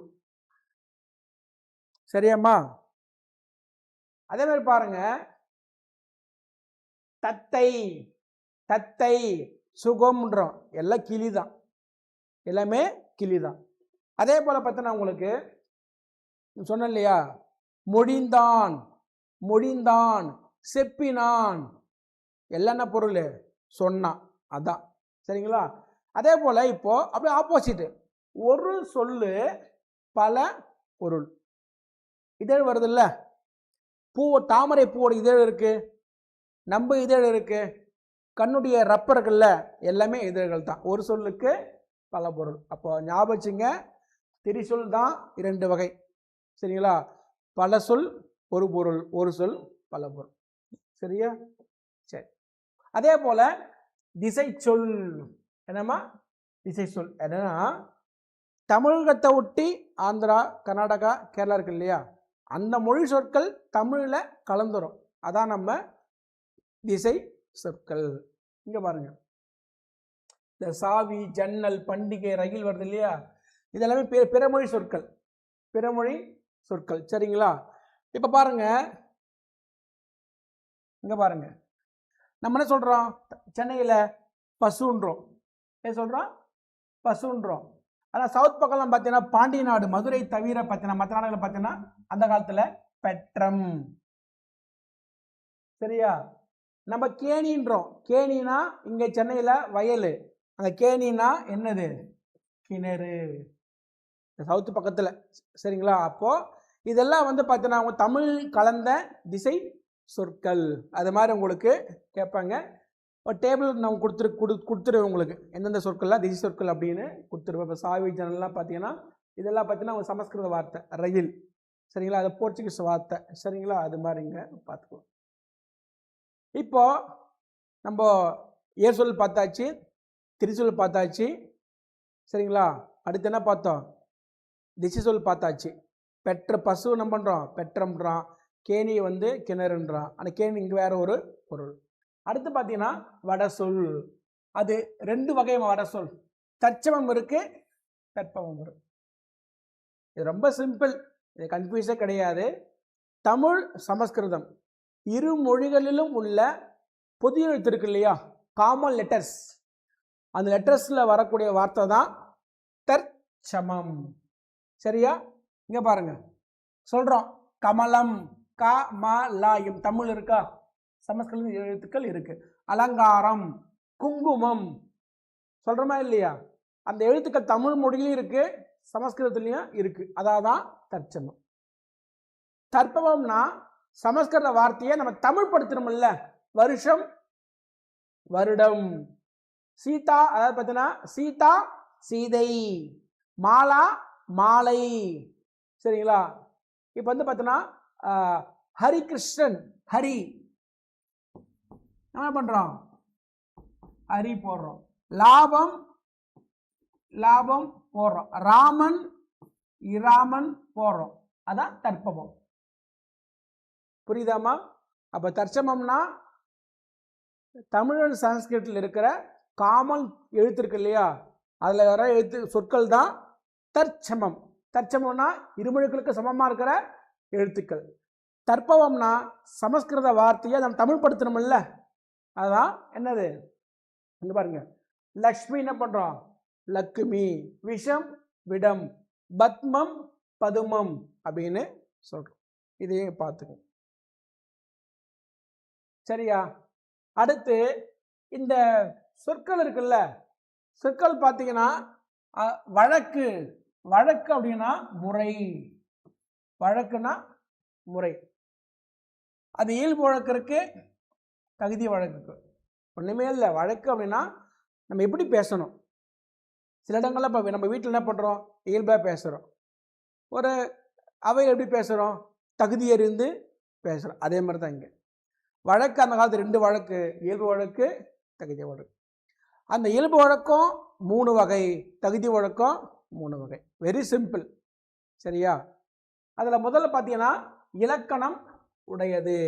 இலக்கணம் உடையது. இலக்கணம் உடையது பிரிச்சு படிக்கணும். இலக்கணம் உடையது. அதாவது இப்போ பெண், பெண்ணுன்றோம், அது ஒரு கேர்ளை குறிக்குதா, பெண்பாலை குறிக்குதா, குறிக்குதா இல்லையா? மரம், கல், ஒரு சொல்ல உச்சரிக்கிறப்ப அதற்கான இலக்கண பொருள் தருது இல்ல, அதான் இலக்கணம் உடையது. இப்போ ரயில்ன்றோம். ரயில் அப்படின்னா நமக்கு என்ன தோணும், மூவ் ஆகுறதா, ட்ராக்ல போறதா, அந்த பொருள் தருது இல்ல, அதான் இலக்கண பொருள். இலக்கணம் உடையதுன்னா ஒரிஜினல் மீனிங். சரியாம்மா? இங்க பாருங்க, நிலம், மரம், வான், எழுது, அது பெயரோ வினையோ அந்த சொல்லுக்குரிய பொருள் உணர்த்துதா, அத இலக்கணம் உடையது. சரியாப்பா? அடுத்து பாருங்க, இலக்கண போலி. இலக்கண போலி. இலக்கண போலி என்ன தெரியுமா? அதாவது ஒரு எழுத்து வரணும், ஒரு எழுத்து வரணும். சரியா? அவர் சொல்லல பார்த்தீங்கன்னா இந்த ஜம்பிள் ஆயிருக்கும். என்ன ஆயிருக்கும், ஜம்பிள் ஆயிருக்கும். அந்த வார்த்தை என்ன ஆகும், ஃப்ரண்ட்ல இருக்கிறது பேக்கில் இருக்கும், பேக்கில் இருக்கிறது ஃப்ரண்ட்ல இருக்கும். இப்போ பார்த்தீங்கன்னா நம்ம சொல்கிறோம், எங்கே வீடு வாங்கியிருக்கிறீங்க, out of the city, out of the city அப்படின்னு சொல்கிறாங்க. நகருக்கு புறம் தானே சொல்லணும். ஆனால் நம்ம என்ன பண்ணோம், நகர்ப்புறம் தான் சொல்கிறோம். என்ன பண்ணுறோம், நம்ம புறநகர்னு எழுதுறோமா? சரியா? இப்போ ஒரு கிளையோட நுனிதான் சொல்றோம். எது? ஒரு கிளையோட நுனி, நுனி அப்படின்னு சொன்னோம். என்ன சொல்லணும், இலக்கணப்படி கிளை நுனி சொல்றோம். என்ன சொல்றோம், நுனி கிளை சொல்றோம். புரியுதாமா? ஒரு வீடு இருக்குது, ஒரு வீடு இருக்குது. சரிங்களா? அந்த வீடுனா இல். சரிங்களா? இல் முன்ட சொல்லணும். இல் முன்னா வாசலுக்கு, வீட்டுக்கு என்ட்ரன்ஸ்ல இல் முன் சொல்லணும். நம்ம சொல்றோம் முன்றில். அதான் இலக்கண போலி. இங்க பாருங்க, இல்முன் சொல்லணும், இல்லத்திற்கு முன் இல்முன் சொல்லணும். ஆனா நம்ம முன்றில்னு சொல்றோம். இது மாதிரி இலக்கண முறைப்படி அமையனாலும் நம்ம பண்றோம், அதை என்ன பண்ற, அக்செப்ட் பண்ணிக்கிறோம்ல, அதுதான் போலி. சரியாப்பா? இங்க பாருங்க, நகர்ப்புறம் சொல்லணும், நம்ம என்ன பண்றோம், புறநகர்னு சொல்றோம். வாய்க்கால் சொல்லணும், ஆனா கால்வாய்னு சொல்றோம். சதை சொல்லணும், தசைன்னு சொல்றோம். கண்ணின் கடைன்னு சொல்லணும், ஆனா கடைக்கண்ணு சொல்றோம். அதுதான் இலக்கண போலி. இலக்கணம் படி தப்பு, ஆனா நம்ம அது பெருசா அதை எடுத்துக்கிட்டு இல்லை. அடுத்து பார்த்தீங்கன்னா மருவு. இது டைரக்டா சிலபஸ்லயே உண்டு உங்களுக்கு. தஞ்சாவூர், தஞ்சை, புரியுதா உங்களுக்கு? அதான் பார்த்தீங்கன்னா உங்களுக்கு காஞ்சிபுரம், காஞ்சி. சரிங்களா? சோழநாடு, சோநாடு. நாகப்பட்டினம் நாகை லிஸ்ட் கொடுத்துருக்குறாங்க உங்களுக்கு, லிஸ்ட்டை கொடுத்துருக்குறோம் சரிங்களா. அதான் மருவு. என்ன மருவுனா காலங்காலமாக நம்ம பேச என்ன ஆகும், அது என்ன ஆகும், குறைஞ்சிட்டே வருது, அதான் மருவு சரியா. ஆனால் ஒரு விஷயம் ஞாபகம் வச்சுக்கணும், ஒரிஜினல் வேர்டுக்கும் இதுக்கும் சம்பந்தம் இருக்கும், அதான் மருவு. காஞ்சிபுரம் காஞ்சி, தஞ்சாவூர் தஞ்சை, மயிலாப்பூர் மயிலை, அது மாதிரி தான் உங்களுக்கு கொடுத்துருப்பாங்க சரிங்களா. திருநெல்வேலி நெல்லை. அடுத்து பார்த்தீங்கன்னா தகுதி வழக்கு. சரி, தகுதி வழக்குனா நம்ம இதுக்கு முன்னாடி என்ன பார்த்தோம், இயல்பு வழக்கு, அதுதான் இலக்கணம் உடையது, இலக்கண போலி மருவு, கேஷுவலாக பேசுறது. ஆனால் இது வந்து தகுதி அறிந்து பேசுறது. அது பார்த்தீங்கன்னா உங்களுக்கு இடக்கர் அடக்கல் மங்களம் குழுவு குறி. குழுவு குறின்னா அது கோட் லாங்குவேஜ், கோட் லாங்குவேஜ். அது உங்கள் ஃப்ரெண்ட்ஸ் தான் புரியும், மற்றவங்களுக்கு அது புரியாது சரியாம்மா. இப்போ பாருங்க, முதலானது இடக்கர் அடக்கல். ஒன்றும் இல்லை, உங்கள் வீட்டில் அம்மா வந்து கிச்சனில் இருக்கிறாங்க, நீங்கள் டிவி பார்த்துட்டு இருக்கிறீங்க, திடீர்னு ரெஸ்ட் ரூம் போயிட்டீங்க.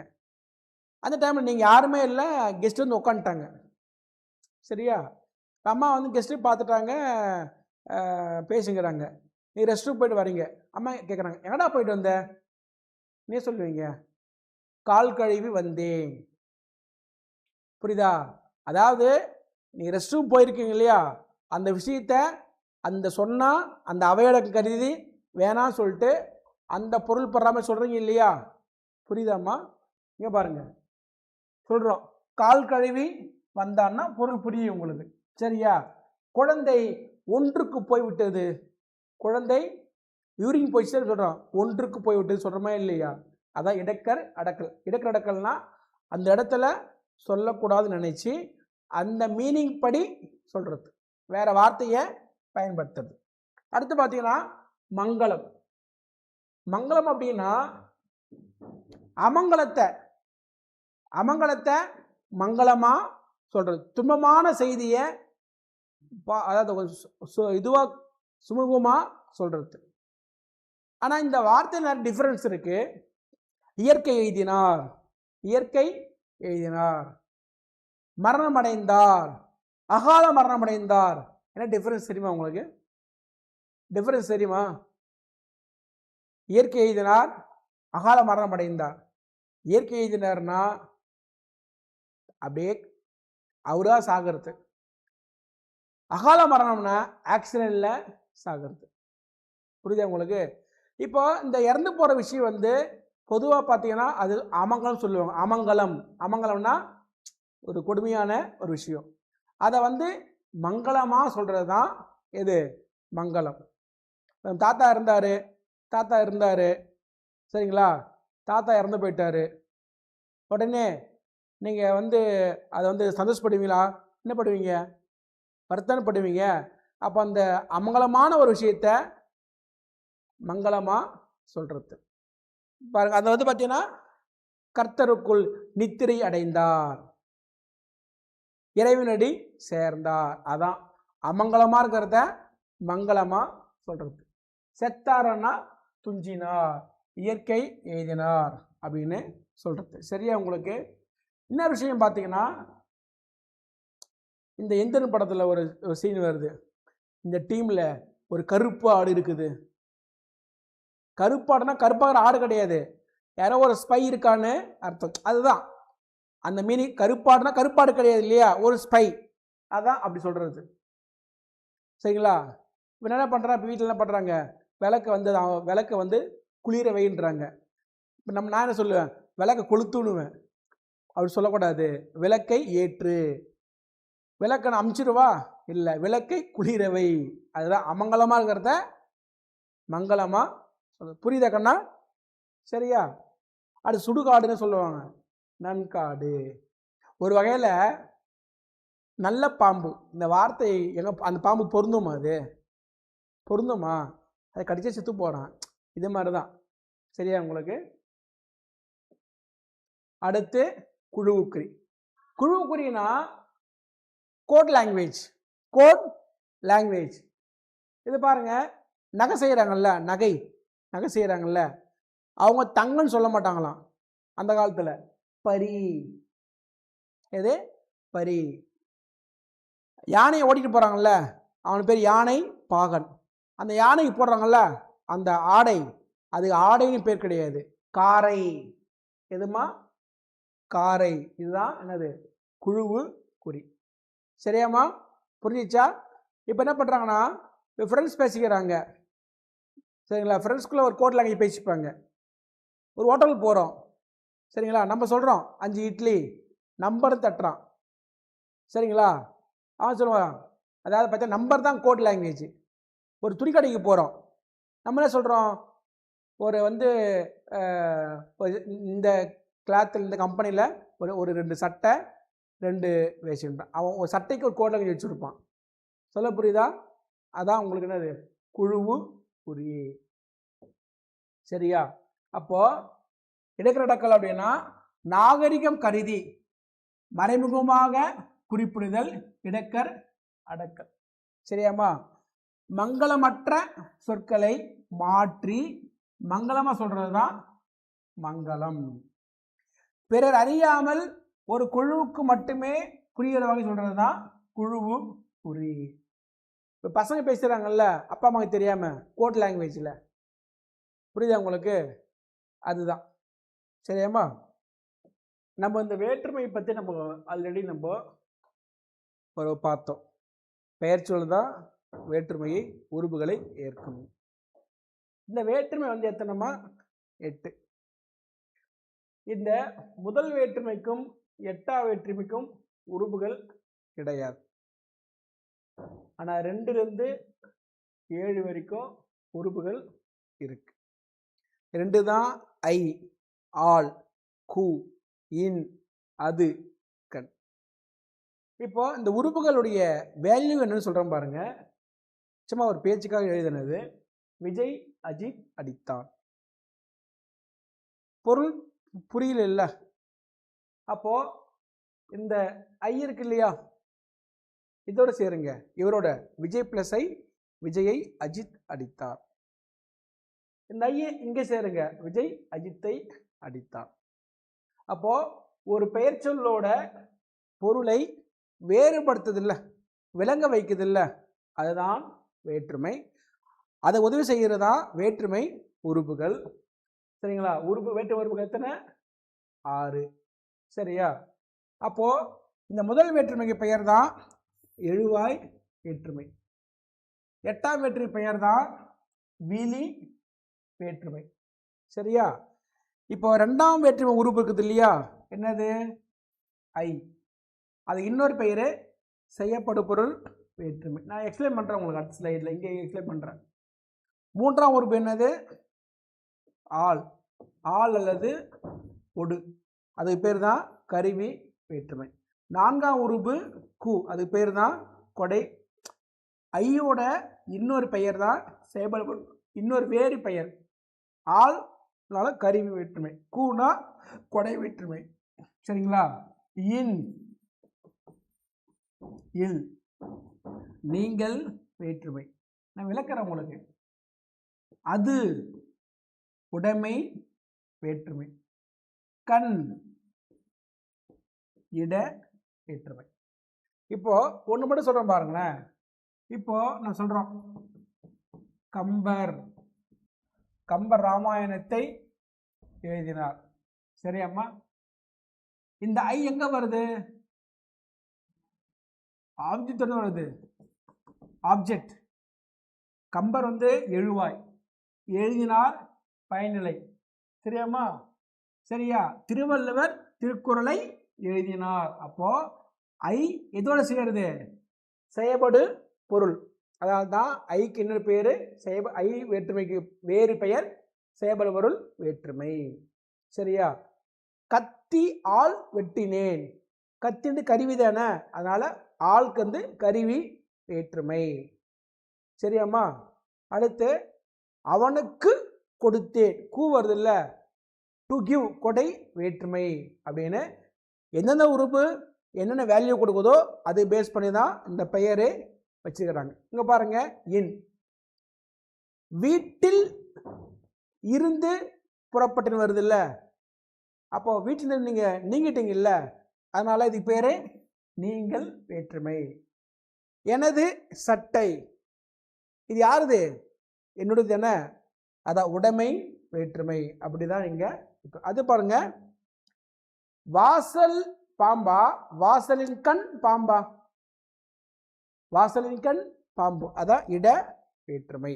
அப்போ ஐ, ஆல், கு, இன், அது, கண், அந்த உறுப்புகள் என்ன பொருளை உணர்த்ததோ அந்த வேற்றுமை.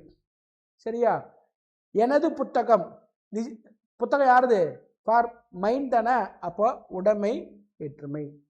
சரிங்களா? அத மாதிரிதான். இப்போ அப்போ ரெண்டாம் வேற்றுமை ஐ, மூன்றாம் வேற்றுமை ஒடு அல்லது ஆல், நான்காம் வேற்றுமை கு, ஐந்தாம் வேற்றுமை இன் அல்லது எல், ஆறாம் வேற்றுமை அது, ஏழாம் வேற்றுமை கண். அப்போ ஐக்கு இன்னொரு பெயர் தான் செய்யப்படு பொருள் வேற்றுமை. மேட்ச் ஃபாலோயிங் கேட்பாங்க, டைரக்டா சிலபஸ் கிடையாது, ஆனால் புரிஞ்சாதான் உங்களுக்கு விஷயம் புரியும். சரியா? அடுத்து பாருங்க, ஒடு வருது இல்ல, இதெல்லாம் கருவி வேற்றுமை. கு வந்து நான்காம் உருபு கொடை வேற்றுமை, ஐந்தாம் உருபு நீங்கள் வேற்றுமை, ஆறாம் உருபு உடைமை வேற்றுமை, கண் வந்து இட வேற்றுமை. புரிஞ்சுச்சம்மா? அப்போ இந்த ஐ, ஆல், கு, இன்னது கண், அந்த உருபுகள் வந்தா வேற்றுமை உருபு. அப்போ உருபு வந்து ரெண்டு வகைப்பா. உருபு வந்து ரெண்டு வகை. ஒன்று வேற்றுமை உருபு. சரியாப்பா? இப்போ சில படம் எடுக்கிறாங்க, இப்போ டைரக்டர் எடுக்கிறாரு, படம் எடுக்கிறாரு, பிடிச்சி எடுக்கிறாங்க, பாதி படம் முடிஞ்சிருச்சு, திடீர்னு ஹீரோயின் வந்து ஏதோ இஷ்யூ ரிலீவ் ஆகிட்டாங்க, படத்தை விட்டுருவாங்களா? என்ன பண்ணுவாங்க? நாடகத்தை விட்டுருவாங்களா? படத்தை வேணா மாற்றிப்பாங்க, நாடகத்தை சீரியல்லாம் மாற்ற என்ன பண்ணுவாங்க? இதுக்கு இவங்களுக்கு பதில் இவங்க, ஆனால் அதே கதாபாத்திரம் தானே. அப்போது இந்த ஐ, ஆல், கு, இன்னது கண் வந்தால் அது வேற்றுமை உருபு. அந்த உருபு வராமல் ஒரு சொல்லு வரும், ஆனால் அதே மீனிங்கில், அப்போ அது சொல் உருபு. புரியுதாமா? இப்போ சொல்ல பாருங்க, எனது சட்டை அது வருதா? என்னுடைய சட்டை உடைய வருதா? அது வந்தா ஆறாம் வேற்றுமை உருபு, உடைய வந்தா ஆறாம் வேற்றுமை சொல் உருபு. சரியாமா? இப்போ தயிருக்கு பால் வாங்கினேன், கூ வருதா? தயிருக்கு ஆக, அதை பார்த்தா உங்களுக்கு தயிரின் பொருட்டு, தயிரின் பொருட்டு, அப்போ அந்த ஆக பொருட்டு தயிரின் நிமித்தம் வருது இல்லை, இது ஏற்கனவே பழைய சிலபஸில் கேட்ட கேள்வி. இது நம்ம கேள்வி உருபுகள் கொடுத்துருவாங்க, அங்கே சொல்லுருபு கொடுத்துருவாங்க, நீங்கள் மேட்ச் பண்ணணும் பழைய சிலபஸில். சரியா? புரிஞ்சிச்சா உங்களுக்கு? வேற்றுமை உருபு வந்தால் வேற்றுமை உருபு, அந்த உருபு வராமல் அதே பொருள் தந்தா சொல் வந்தா சொல் உருபு. புரியுதா? பாருங்க, எனது காதலி, என்னுடைய காதலி. புரியுதா? சரியாம்மா? அதே மாதிரி தான். இப்போ பாருங்க, அந்த இப்போதான் புணர்ச்சி வரணும் உங்களுக்கு. அந்த புணர்ச்சி இரண்டு வகை, ஒன்று வேற்றைய புணர்ச்சி, இன்னொன்று அல்வழி புணர்ச்சி. ஞாபகம் வச்சுங்க, வெரி சிம்பிள். ஒரு வார்த்தையில் ஐ, ஆல், கு, இன்னது கண் வர வாய்ப்பு இருந்தா வேற்றுமை புணர்ச்சி, வரலனா அல்வழி புணர்ச்சி. இப்போ பாருங்க, நான் சாப்பிட்டேன்,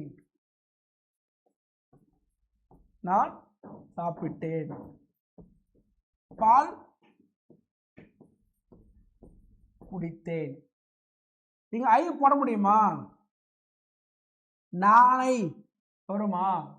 ஆனா பால் பிளஸ் ஐ என்ன வரும்? பாலை குடித்தேன். அப்போ இது வேற்றுமை தொடர், இது அல்வழி தொடர். அல்வழினா உருவுகள் வராத தொடர். புரிஞ்சிச்சாமா? சரியா? அப்போ இங்க பாருங்க, ராமன் பார்த்தான், இது ஒரு பொருள் வருதா? ராமனை பார்த்தான், இது ஒரு பொருள் வருதா? ராமனால் பார்த்தான், இது ஒரு பொருள் வருதா? அப்போ இந்த ஐ ஆல் தான் பொருளை வேறுபடுத்துது. புரியுதாமா?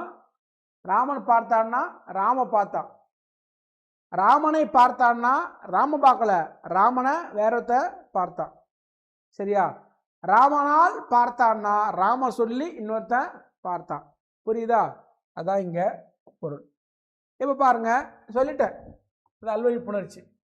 அல்வழி புணர்ச்சி என்ன சொன்ன உங்களுக்கு? ஐயாளுக்கு வரலன்னா அது அல்வழி புணர்ச்சி. அதான் இரண்டு வகை, அதுதான் தொகைநிலை, தொகாநிலை. இது ரொம்ப பேசிக்கு. இதெல்லாம் வந்து டைரக்டா சிலபஸ்ல கிடையாது, ஆனா இதெல்லாம் நீங்க புரிஞ்சுக்கணும். சரியா? தொகைநிலை, தொகாநிலை. தொகைநிலை 6, தொகாநிலை 9. இதுவரை நம்ம பார்த்து நம்ம வகுப்பு நீங்க முடிச்சிருவோம். அடுத்து வழு இருக்கு, வழு அமைதி இருக்கு. சரிங்களா? இப்ப பாருங்க, முதல்ல தொகைன்னா என்ன?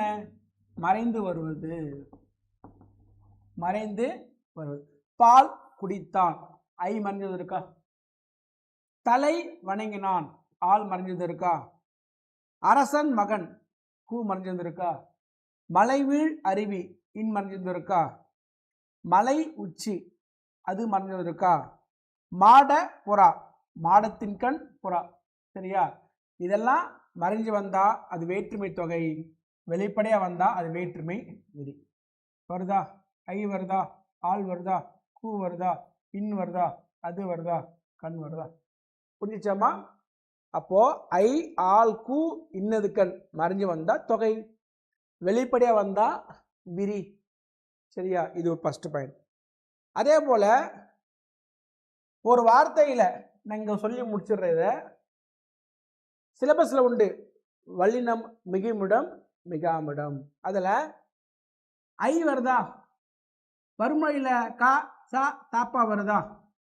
அங்க வல்லினம் மிகும். சரியா? அதே போல புலவருக்கு, புலவருக்கு கொடுத்தேன், கூ வருது இல்ல, வறுமொழியில கா சாத்தா போறது இல்ல, அங்க ஒற்று வரும். சரியா? எங்கெல்லாம் வல்லினம் மிகுன்னு சொன்னல, பால் பிளஸ் குடித்தல் வருது இல்ல, ஐ மறைஞ்சு வருது இல்ல, அங்க வல்லினம் மிகாது. சரியாமா? 3 பாயிண்ட் சொல்றேன். இதுல ஐ ஆள் கூ வருது இல்லையா, உறுப்புகள், அதுல குறிப்பா ஐ கூ இருக்குல்ல, மறைஞ்சு வந்தா வல்லினம் வராது, ஆனா வெளிப்படையா வந்தா வல்லினம் வரணும். சரியா? இது வரைக்கும் நீங்க ஞாபகம் வச்சுக்கணும். அப்ப அந்த தொகைநிலை எத்தனை? 6. தொகைநிலை 6. பாருங்க, கரும்பு தின்றான், என்ன பண்ணோம்? கரும்பை தின்றான். ஐ மறைஞ்சிருக்கா? அதுதான் தொகைநிலை. சரியாமா? இப்போ ஐ வெளிப்படையா வந்திருக்கா? வறுமையில கா சாத்தாப்ப வருதா? வல்லினம் மிகும். சரியா? அப்போ அது தொகையை பார்த்தீங்கன்னா வெரி சிம்பிள். நான் சொல்றதுதான் பொதுவா, தோசை ஊத்திட்டீங்க, தோசை தான் தொகை. அதில் வெங்காயம் போட்டா வெங்காய தோசை, நெய் போட்டா நெய் தோசைன்ற மாதிரி ஐ ஆல் கூ அது மறைஞ்சு வந்தா வேற்றுமை தொகை, வினை மறைஞ்சு வந்தா வினைத்தொகை. சரியாமா? உம்மு மறைஞ்சு வந்தா உண்மை தொகை. சரிங்களா?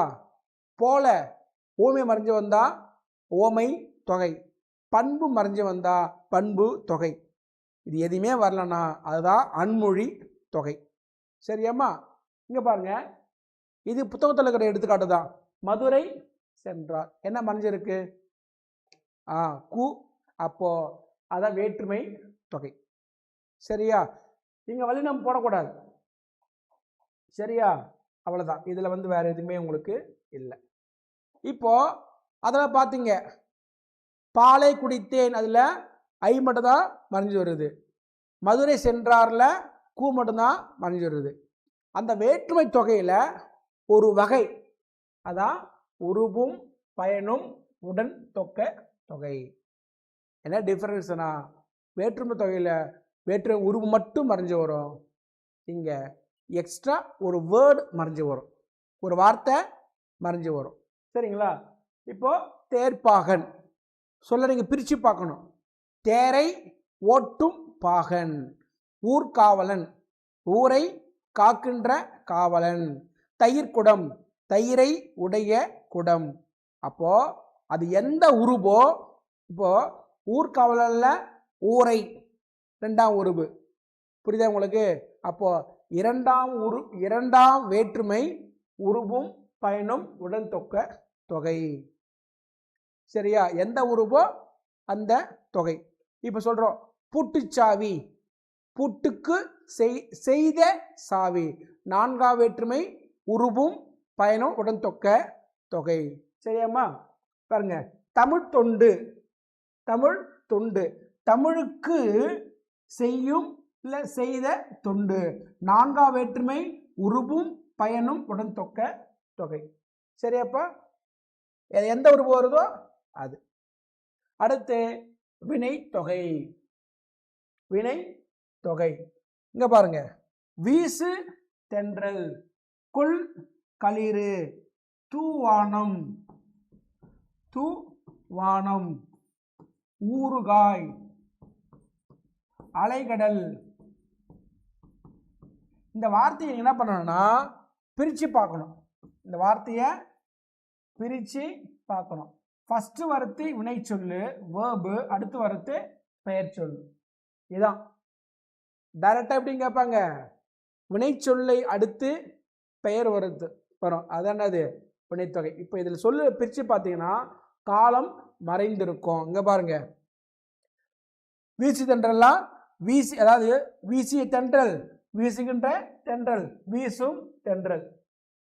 கொள் களிறு, கொன்ற களிறு, கொள்கின்ற களிறு, கொள்ளும் களிறு. தூவிய வானம், தூவுகின்ற வானம், தூவும் வானம். ஊறிய காய், ஊறுகின்ற காய், ஊறும் காய். அலைத்த கடல், அலைகின்ற கடல், அலையும் கடல். காலம் இருந்தா வினைத்தொகை. சரியாம்மா? அடுத்து பண்புத்தொகை. பண்புத்தொகை 4 வகைம்மா. பண்புத்தொகை அடிப்படையில் 4, ஒண்ணுமே இல்லை. வெண்ணிலவு சொல்ல பிரிக்கிறீங்க, வெண்மை ஆகிய நிலவு. எந்த ஒரு வார்த்தையில பிரிச்சிங்கன்னா மை வரலாம், இல்லை ஆகிய வரலாம், ஆன. ஞாபகம் வச்சுங்க, கவனிங்க. மை வரும், இல்லை ஆகிய வரும், ஆன வரும். சரியா? அடுத்து ஒரு பெயர் சொல் வரும். புரியுதா? வெண்ணிலவு என்ன வருது? வெண்மை ஆகிய நிலவு வருதா? அப்ப பண்பை பெயர் தான். ஆனா அது வெண்ணிலவுனா என்ன என்ன மீனிங் குறிக்குது? கலர் தானே. அப்போ அது என்னது? நிறம். வட்டக்கல், வட்டம் ஆகிய கல், வடிவம். சரியா? அடுத்து பாருங்க, முத்தமிழ், 3 ஆகிய தமிழ், இயலிசை நாடகம், கவுண்ட், அளவு. இன்மொழி, இனிமை ஆகிய மொழி. புளிச்சோறு, புளிப்பாகிய சோறு, சுவை. ஆக மொத்த ஒரு சொல்ல பிரிச்சிங்கன்னா மை ஆகிய ஆன ஏதோ ஒன்று வரணும். சரிங்களா? அதுதான் பண்புத்தொகை. அது 4 வகை: வண்ணம், வடிவம், அளவு, சுவை. இப்போ இந்த பண்புத்தொகைக்கு ஒரு வகை இருக்கு, அதுதான் இருபெயருட்டு பண்புத்தொகை. நம்ம ஏற்கனவே பார்த்தாச்சு இருபெயருட்டு பண்புத்தொகை. பண்புத்தொகைக்கு இலக்கணம் அதுதான், மை ஆகிய ஆனா மறைஞ்சு வரணும். அங்க நிலைமொழி இருக்கும், வருமொழி இருக்கும். வெண்மை, வெண்மை பிளஸ் நிலவு. இதை உச்சரிக்கணும், நீங்க இதை உச்சரிக்கணும். ஆனா எப்படி தெரியுமா? இதெல்லாம் காமன் நவுன், இதெல்லாம் காமன் நவுன், பொது பெயர். இதெல்லாம் சிறப்பு பெயர். மார்கழி திங்கள், சாரை பாம்பு, வாழை பழம், குமரி கண்டம். அது ஆட்டோமேட்டிக்காக ஒட்டிக்குது இல்லை? அதான் இருபெயருட்டு பண்புத்தொகை. ஆனால் என்ன லாஜிக்னா, முதல்ல வரத்து சிறப்பு பெயர், அப்புறம் வரத்து பொது பெயர், இடையில ஆகிய வரும். சொல்ல புரியுதா? இதுதான் பண்புத்தொகையில் ஒரு வகை. கேட்கலாம் சார், அதுக்கு இதுக்கு என்ன சார் டிஃப்ரென்ஸு? நீங்கள் அதை உச்சரிக்கணும். நீங்கள் இது ஆட்டோமேட்டிக்காக டச் ஆகிக்கும். அதில் ஃப்ரண்ட் அண்ட் பேக் இருக்குது இல்லையா, அது சிறப்பு பெயரா பொது பெயரா அதை பற்றி அவசியம் கிடையாது. ஆனால் இங்கே என்ன format? Special noun with common noun, அதான் ஆர்டர். சரியாம்மா? அடுத்து ஓமை தொகை ரொம்ப சிம்பிள். நெய் தோசை மாதிரி. இப்போ முத்துப்பல், முத்து போன்ற பல், அவ்வளோதான். போல மறைஞ்சு வந்தால் அது என்ன? ஓமை தொகை. இங்கே ஒரு விஷயம் ஞாபகம் வச்சுங்கம்மா, இதெல்லாம் பழைய சிலபஸில் இன்டெப்த்தாக கேட்பாங்க. கவனிங்க, ஓமை தொகை எடுத்துக்காட்டு பாருங்க. என்னது? மலர்கை, மலர் போன்ற கை. பூவிழி, பூ போன்ற விழி. முத்துப்பல், முத்து போன்ற பல். பவளவாய், பவளம் போன்ற வாய். இப்போ கவனிங்க, மலர், மலர் பிளஸ் கை, பூ பிளஸ் விழி, முத்து பிளஸ் பல், பவளம் பிளஸ் வாய். இந்த ஓமையில் நான் எதை உயர்த்தி பேசுகிறேன் சொல்ல புரியுதா? ஒரு பெண்ணை பார்க்குறேன், பல் ரொம்ப அழகாக இருக்குது, முத்துப்பல் சொல்கிறேன். நான் அந்த பெண்ணோட பல்ல உயர்த்தி பேசுகிறேன்னா இல்லை முத்தை உயர்த்தி பேசுகிறேன்னா? மதிமுகம் சொல்கிறேன். மதினா நிலவு. நான் நிலவை உயர்த்தி பேசுகிறேன்னா அந்த பெண்ணோட முகத்தை உயர்த்தி பேசுகிறேன்னா? அதான். இப்போ அதுக்கு தான் சொல்ல வரேன் பாருங்க. இந்த ஃபஸ்ட்டு வருது இல்லை, ஃபஸ்ட்டு வருது இல்லை கண்ணா, ஃபஸ்ட்டு பூ, முத்து, பவளம் வருது இல்லை, இதுக்கு பேரு தான் ஓமை. எதுமா? ஓமை. இப்போ ஒரு பெண்ணை பார்க்குறேன், அந்த பெண் பல்லு நல்லா இருக்குது, லிப்ஸ் பார்க்குறேன் ரொம்ப அழகாக இருக்குது, நான் என்ன பண்ணுறேன்? முத்துப்பல் பவளவாய் சொல்கிறேன்னா? அப்போனா நான் பவளத்தை உயர்த்தலை, அந்த பெண்ணோட வாயை தான், லிப்ஸு தான் உயர்த்துறேன். நான் முத்தை உயர்த்தலை, முத்து போன்ற பல்ல தான் உயர்த்துறேன். சரியா? அப்போ பாருங்க, ஃபஸ்ட்டு வரத்தெல்லாம் ஓமை. ஃபஸ்ட்டு வரத்தெல்லாம் ஒரு வார்த்தை வருது இல்லையா? மலர் கையில் மலர், பூவிழியில் பூ, முத்துப்பல்ல முத்து, பவளவாயில் பவளம். இதை நான் கொண்டு வரேன். நான் கொண்டு வரல, அதான் ஓமை. எதுமா? ஓமை. இந்த ஓமைக்கு இன்னொரு பேர் தான் உவமானம். ஞாபகம் வச்சுக்கமா? இப்படின்னு கேட்பாங்க சிலபஸில், டைரெக்டாக இல்லை இன்டைரக்டாக உண்டு. சரியாம்மா? இப்போ பாஷா படம் பார்த்தீங்களா இல்லையா? மெட்ராஸில் அவருக்கு மாணிக்கம், பாம்பேயில் ஒரே ஆள் தான், ஆனால் டிஃப்ரெண்ட் பேர், டிஃப்ரெண்ட் கேரக்டர். அது மாதிரி தான் ஓமைனாலும் என்ன, உவமானம்னாலும் எல்லாம் ஒன்று தான். நம்ம பார்த்தோம்ல, பகுதினாலும் முதல்நிலைனாலும் எல்லாம் ஒன்று தான். சரியாம்மா? அப்போது அடுத்து பாருங்களேன், மலர் கை, பூ விழி, முத்து பல், பவள வாய் சொல்கிறோம்ல, எல்லாம் உறுப்புகள் தானே, உறுப்புகள் தானே. அதே பேர் தான் உவ மேயம். அப்போ என்ன சொல்ல வராங்க? ஓமானத்தை அடுத்து, அதாவது ஓமை பிளஸ் உவ மேயம் இங்கே போல மறைஞ்சிருக்கு. இதுதான் ஃபார்முலா. என்ன ஃபார்முலா? ஓமை ப்ளஸ் போல ப்ளஸ் ஓமேயம். இப்படி வந்தால் அதுதான் ஓமை தொகை. சரியாம்மா? ஓமேயம்னா பொருள், ஓமானம்னா ஓமைனா அந்த கம்பேர் பண்ணுறது. சரியாம்மா? அடுத்தனது உண்மை தொகை. தெரியும் உங்களுக்கு. இப்போ சேர சோழ பாண்டியர் மறைஞ்சு வருதா? அதுதான் உண்மை தொகை. சரியா? அந்த உண்மை தொகையை பார்த்தீங்கன்னா எத்தனை வகை? 4. நான் சொன்ன பண்பு தொகையும் 4 சொன்ன. வண்ணம், வடிவம், அளவு, சுவை. இங்கே பாருங்க, அண்ணன் தம்பி, அண்ணனும் தம்பியும். அப்போ எண்ணல், எண்ணல். சரியா உங்களுக்கு? அடுத்து பார்த்தீங்கன்னா நீ என்ன பண்ணுறீங்க? கடைக்கு போகிறீங்க, 1.5 கிலோ வெல்லம் கொடுங்க, தோரம்பருப்பு கொடுங்க. 1.5 கிலோ, ஒன்றும் அரையும். அது என்னது? வெயிட் இருக்குது இல்லை, அதுதான் எடுத்தல். 1.5 லிட்டர் லிக்விட் இருக்குது இல்லை, பால், முகத்தல். 1.5 மீட்டர் ட்ரெஸ்ஸு கேட்குறீங்கள, சரிங்களா? அது நீட்டல். அவ்வளோதான். புரியுதா? உண்மை தொகை எத்தனை வகை? 4 வகை. 4மே என்னது? அளவு பெயர்கள். அது கவுண்டாக இருந்தால் எண்ணல், சரிங்களா? வெயிட்டாக இருந்தால் எடுத்தல், மொல்றதா இருந்தானா முகத்தல், அளக்கிறதா அந்த டேப்பில் அது நீட்டல். சரியாம்மா? சரி சார். சார் அப்போ இது என்ன சார்? எண்ணுமை. இதெல்லாம் தெரிஞ்சு வச்சுக்கணும். எண்ணுமைனா என்ன, முற்றுமைனா என்ன? உண்மை தொகை தெரியும். உம்மு மறைஞ்சு வந்தா உண்மை தொகை. அது எத்தனை வகை? 4. கவுண்ட், எண்ணல், எடுத்தல், முகத்தல், நீட்டல். எண்ணுமைனா இங்க பாருங்க, இப்ப சொல்றீங்க அண்ணனும் தம்பியும் வருது இல்லையா? அண்ணன் ஒருத்தன், தம்பி ரெண்டாவது. இதான் எண்ணுமை. புரியுதாமா? சரியா? ராமனும் சீதையும், ராமன் சீதை, உம்மு வெளிப்படையா வரணும், ஆனா கவுண்ட் வருதா இல்லையா? 2 பேர். முற்றுமைனா ஒரு வார்த்தையில உம்மு கடைசியா இருக்கணும். அவனும்,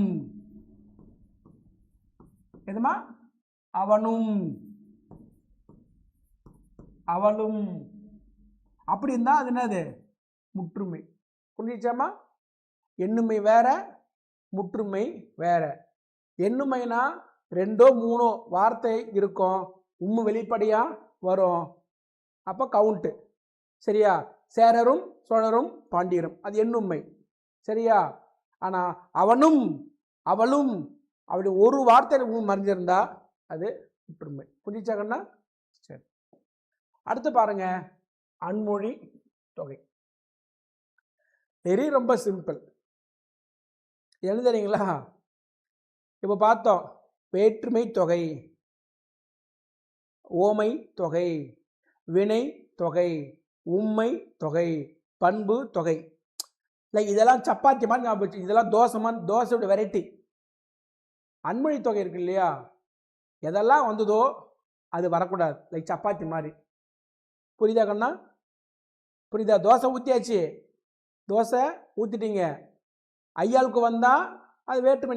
நெய் தோசை வேற்றுமை தொகை. சரியா? அந்த ஐயாளுக்கு மறைஞ்சு வந்தால் வேற்றுமை தொகை, காலம் மறைஞ்சு வந்தால் வினைத்தொகை, ஓமை மறைஞ்சு வந்தால் ஓமை தொகை, பண்பு மறைஞ்சு வந்தால் பண்பு தொகை, மறைஞ்சு வந்தால் உண்மை தொகை. இது தோசை ஐட்டம். இது எதுவுமே வராமல் இருக்கிறாங்க இல்லையா? அதான் அன்மொழி தொகை. அன்மொழி தொகைனா கவனிங்க, சிவப்பு சட்டை பேசினார், முறுக்கு மீசை வந்தார். இந்த சொல்லல கவனிங்க, இந்த வார்த்தை இல்லைனா, இந்த வார்த்தை இல்லைனா நீங்க சொல்லலாம், சார் சிவப்பு சட்டை, சிவப்பால் ஆன சட்டை, ஆள் வருது சார். இல்லை சிவப்பை உடைய சட்டை, முறுக்கு மீசை, முறுக்கை உடைய மீசை வரும். ஆனால் என்ன வந்துருக்குது? வினை சொல்லு வந்திருக்கு. இப்போ என்ன பண்ணுங்க, இந்த சென்டென்ஸை பிரித்து பார்க்குறீங்க. அப்போ சிவப்பு சட்டையை அணிந்த நபர், இது 2 வார்த்தை மறைஞ்சு வந்திருக்கா? முறுக்கு மீசை வந்தார், முறுக்கு மீசை வைத்த நபர் வந்தா வருது இல்ல?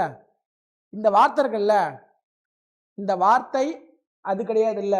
ஐயாளுக்கு, போல, அதான் அன்மொழி தொகை. புரிஞ்சுதாமா?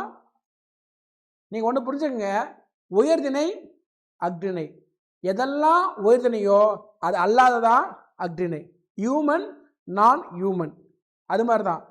வேற்று புணர்ச்சி, அல்வழி புணர்ச்சி. உறுப்புகள் வந்தா வேற்று புணர்ச்சி, வரலனா அல்வழி புணர்ச்சி.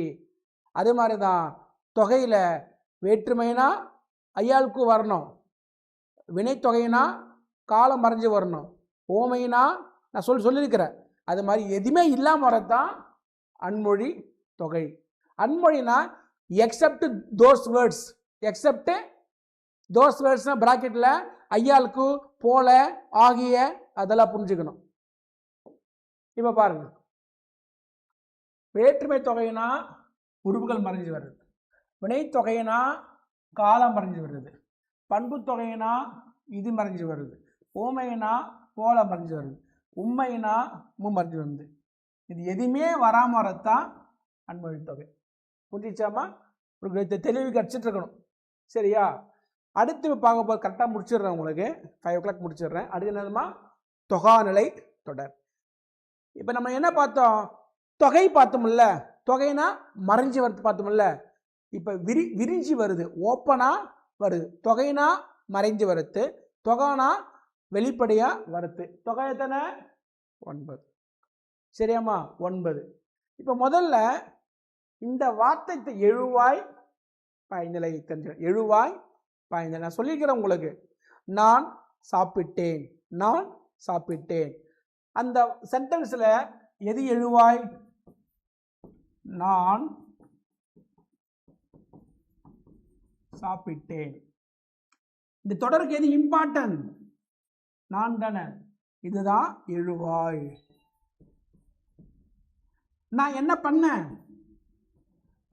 இதனுடைய பயன் எங்க இருக்கு? பயன், பெனிஃபிட் எங்க இருக்கு? இங்க தானே இருக்குது. அதுதான் பயனிலை.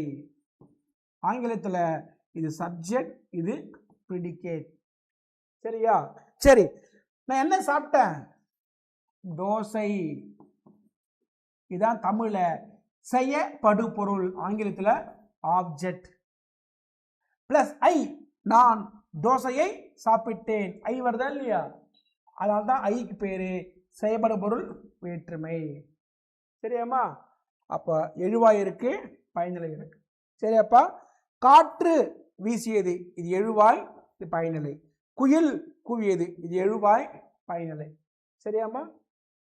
பெரும்பாலும் ப்ரிடிகேட்ல என்ன இருக்கணும்? வேர்பு தான் இருக்கும். சரியா? நீங்க வேணா உல்டா போடலாம். நான் சாப்பிட்டேன், சாப்பிட்டேன் நான். புரியுதா உங்களுக்கு? ஆனா அது அது இலக்கணப்படி கிடையாது. இதுதான் இலக்கணப்படி வருது. சொல்ல புரியுதாம்மா? சொல்ல புரியுதா? என்ன புரியுது? எழுவாய் தான் முதல்ல வரணும், ஆப்ஜெக்ட் தான் செகண்ட் வரணும், ப்ரிடிகேட் தான் தேர்டு வரணும். நீங்கள் வேணா சும்மா டைம் பாஸுக்கு உல்ட்டா மாற்றிக்கலாம். ஆனால் அது சென்டென்ஸ் மேக்கிங்கே கிடையாது. இப்போ பாருங்க, தொகை தொடர் எத்தனை? 9. அதில் ஃபர்ஸ்ட் என்னது? எழுவாய் தொடர். பாருங்க, இனியன் கவிஞர், காவிரி பாய்ந்தது, பேருந்து வருமா. இது எழுவாய், இது பயனிலை. புரிஞ்சிச்சாமா? இந்த இடம் எழுவாய், இந்த இடம் என்னதுமா? பயனிலை. புரிஞ்சிச்சா? இந்த பாருங்க, இது எழுவாய், இது பயனிலை. ஆனா இந்த இந்த பயனிலை இருக்குல்ல, என்ன வார்த்தை வந்திருக்குது? கவிஞர். என்ன கவிஞர்? என்ன சொல்லு? பேச்சு வினை சொல்லலாம், சொல்லுங்க. அப்போ அது பெயர் பயனிலை. எதுமா? கவனிப்பா, இது எழுவாய், இது பயனிலை. பாருங்க, பாருங்க, அவன் கவிஞர். இந்த இடம் எழுவாய், இந்த இடம் பயனிலை. அந்த பெயர் வந்தா பெயர் பயனிலை. புரியுதுங்களா? இப்ப என்ன சொல்றேன்? கவிஞர் உண்டார். இது எழுவாய் தான், இது பயனிலை தான். வினை வருது இல்லையா? அப்ப வினை பயனிலை. இப்போ கவிதா எங்கே? இது இடம் பயனிலை தான், ஆனா என்ன ஃபார்மேட்டு? வினா பயனிலை. புரியுதாமா? இது கேள்வி கேட்டது முன்னாடி பழைய சிலபஸ்ல கேள்வி கேட்டிருக்காங்க. எழுவாய் தொடர் எத்தனை வகை? 3 வகை. பெயர் வந்தா பெயர் பயனிலை, வினை வந்தா வினை பயனிலை, வினா வந்தா வினா பயனிலை. சரிங்களா? எழுவாய் தொடர். அடுத்து பார்த்தீங்கன்னா விழி தொடர். நான் சொன்னேன் வேற்றுமை 8, அதுல முதல் வேற்றுமைக்கும் 8ஆம் வேற்றுமைக்கு உருபு கிடையாது. சொன்னா உங்களுக்கு முதல் வேற்றுமை பெயர் தான் எழுவாய் வேற்றுமை.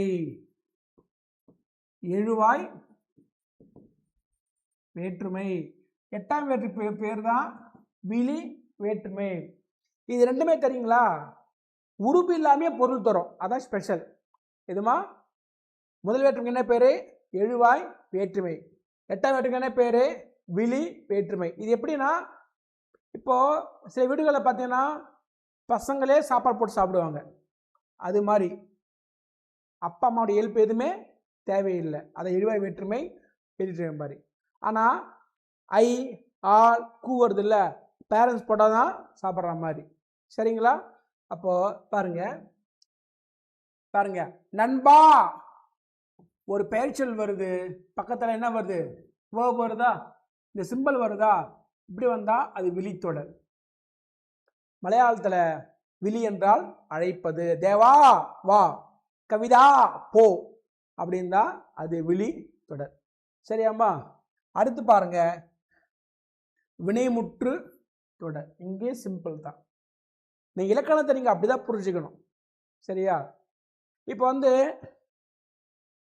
சும்மா சீரியல் இது சும்மா நாடகம் சும்மா இதை பார்த்துட்டு இருக்கிறீங்க, விருப்பம்லாம் பார்த்துட்டு இருக்கிறீங்க. அது விருப்பம் இல்லைன்னா ஏதோ டிவி பார்த்துட்டு இருக்கிறீங்க, கரண்ட் ஆஃப் ஆயிடுச்சு, அதை பற்றி கவலை உங்களுக்கு எதுவுமே இல்லை. கரண்ட் வந்துருச்சு, அப்போ கேஷுவலாக சொல்லுவீங்க கரண்ட்டு வந்துருச்சுன்னு சொல்லுவீங்க. சொல்ல புரியுதா? சரி, இப்போ சுச்சுவேஷனை வேறு. கிரிக்கெட் பார்க்குறீங்க, 2 பால் 8 ரன்னு, டோனி நிற்கிறாரு வெர்சஸ் பாகிஸ்தானு. சரியா? 5வது பால் கரண்ட் ஆஃப் ஆயிடுச்சு.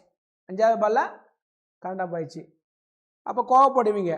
அடுத்த ஒரு செகண்டில் கரண்ட்டு வந்துடுச்சு. அப்போ என்ன பண்ணீங்க? ஆர்வத்தில் நீங்கள் வந்து கரண்ட்டு வந்துச்சு சொல்ல மாட்டீங்க, வந்துச்சுன்னா கரண்ட்டு சொல்லுவீங்களா இல்லையா?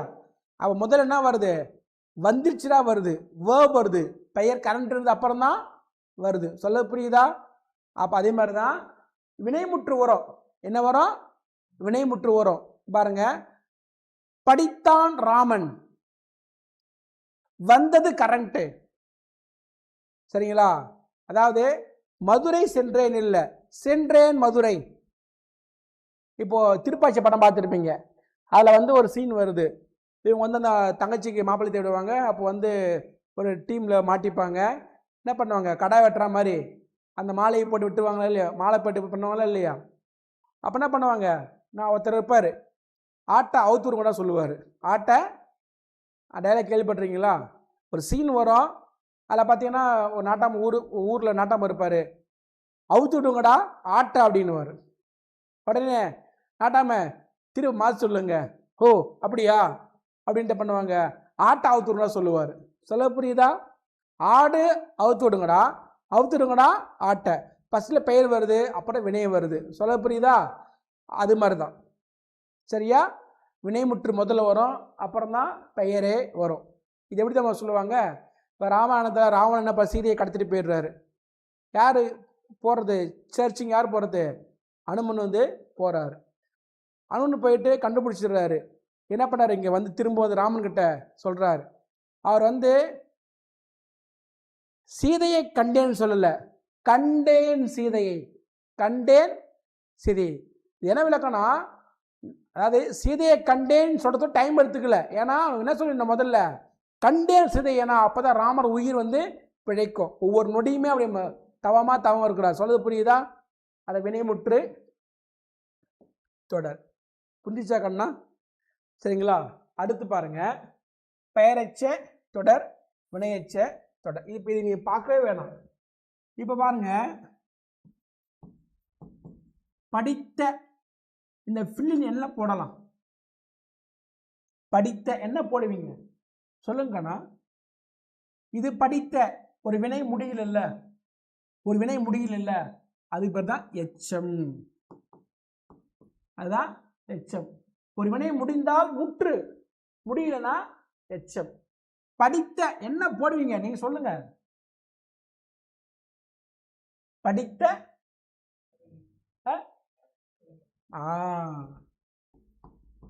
படித்த பையன், படித்த கல்லூரி, படித்த புத்தகம், படித்த நூலகம் அப்படின்னு ஒரு எச்சத்துக்கு அப்புறம் பெயர் வந்தா பெயரெச்சம். முடிச்சா? சிலபஸ்ல உண்டு, இது சிலபஸ்ல உண்டு. இப்போ என்ன சொல்றேன்னா, கடித்து, கடித்து என்ன போடுவீங்க? வந்து என்ன போடுவீங்க? வந்து பார்த்தான். கடித்து தின்றான். அதேதான் கண்ணா. நீங்க பெயர் வந்தா பெயரெச்சம், வினைமுற்று வந்தா வினையெச்சம். அவ்வளவுதான். புரியுதா? புரிஞ்சிச்சா உங்களுக்கு? இப்போ என்ன பண்ணோம்? நம்ம சிலபஸோட கனெக்ட் பண்ணிக்கணும். பெயரெச்சத்துல வல்லினம் மிகாது, பெயரெச்ச வல்லினம் மிகாது. சரியா? படித்த பையன், இது உடன்பாடு. படித்த பையன்னா படிச்ச பையன். இதோட எதிர்மறை என்ன வரும்? படிக்காத பையன். இங்கேயும் ஒற்று வராது, அங்கேயும் ஒற்று வராது. அப்ப என்ன சொல்றேன்னா படிக்காத பையன், இது உடன்பாடு கண்ணா. இது என்னதுமா? உடன்பாடு. புரியுதா கண்ணா? படிச்ச பையன்னா பாசிட்டிவ். இதுக்கு நெகட்டிவ் என்ன? படிக்காத பையன். தமிழ்ல எதிர்மறை. எது? எதிர்மறை. ஆனா இலக்கணப்படினது பேரச்சம் தான். எதிர்மறை பேரச்சம். இந்த நிலைய மொழியில ஈறு கெட்டது இல்ல, ஈறு கெட்ட எதிர்மறை பேரச்சம் இல்ல, ஒற்று போடணும். புரியுதா கண்ணா? இப்போ பார்த்த படம் பேரச்சம் தானே. பார்த்த படம் பெயர் வருதா? மீனிங் வைஸ் உடன்பாடு தானே. இதோட நெகட்டிவ் என்ன? பார்க்காத படம். அப்ப எதிர்மறை பெயரச்சம் தானே. சரியாமா? பார்க்காத தா கெட்டு போகுது இல்ல, அதான் ஈறு கெட்ட எதிர்மறை பெயரச்சல வல்லினம் மிகும். சரியா? அதே மாதிரி பாத்தீங்கன்னா இங்க பாருங்க, வர பார்த்தான், வர பார்த்தான், பேசி பழகினான். இதுவும் வினையெச்சம் தான், இதுவும் வினையெச்சம் தான். எப்படின்னா இந்த எச்சத்துக்கு பக்கத்துல வினை முற்று வருதா, ஆனா ரா இருக்குல்ல, ரா பிரிங்க இரு பிளஸ் ஆ, சி பிரிங்க இச்சு பிளஸ் இ, அகர ஈற்று வினையெச்சம், இகர ஈற்று வினையெச்சத்துல வல்லினம் மிகும். சரியாமா? ஆனா வந்து பார்த்தான், இங்க உகரம் வருது இல்லையா, இங்க வல்லினம் வராது. சொல்ல புரியுதா கண்ணா? புரியுச்சா? புரியுதா இல்லையம்மா? ஆனா என்ன வருது? கடித்து தின்றான். கடித்து ஏன் வருதுன்னா இது வன்தொடர். என்னதம்மா? எப்படி கண்டுபிடிக்கிற வன்தொடர்னா? கடைசி எழுத்து கு சு டூத்து பிறக்கணும், பக்கத்துல வல்லினம் இருக்கணும். புரியுதா? அடுத்து பாருங்க, வேற்றுமை தொடர். நம்ம என்ன பார்த்தோம்? அங்க ஐயாவுக்கு மறைஞ்சு வந்தா வேற்றுமை தொகை பார்த்தோம்ல, இங்க ஓப்பனா வரும். பாலை குடித்தேன், நூலை படித்தேன், மதுரைக்கு சென்றேன், அப்படி வந்தா வேற்றுமை தொடர். சரியா? அடுத்து பார்த்தீங்கன்னா இடைச்சொல் தொடர் சொன்ன இல்லையா, தான் தான் மட்டும். அதே மாதிரிதான் மற்று பிளஸ் ஒன்று என்ன வருது? மற்றொன்று. இதுதான் இடைச்சொல். நிக்கலாம் சார், இடைச்சொல் சென்டர் தானே வரணும். சில இடங்கள்ல கடைசியிலே வரும், இதுலேயே வரும். சரியா? அடுத்து உரிச்சொல் தொடர் சொன்ன இல்லையா, சால உரு தவ நனி. அதில் பார்த்தீங்கன்னா 4 இடத்துல தான் வல்லினம் மிகும், அங்கே தனியாக பார்க்கலாம். ஆக மொத்த சால பிளஸ் இருந்தது, சால சிறந்தது, அதுதான் உரிச்சொல் தொடர். கடைசியா அடுக்கு தொடர். அதுவும் பார்த்தீங்கன்னா இப்போ இங்கே ஸ்கூலில் படிச்சிருப்பீங்க, இரட்டை கிளவி அடுக்கு தொடர். இரட்டை கிளவினா சொல்லு 2 டைம் தான் வரும். ஆனால் அடுக்கு தொடருக்கு பார்த்தீங்களா, மினிமம் 2 டைம்ஸ், மேக்சிமம் 4 டைம்ஸ்.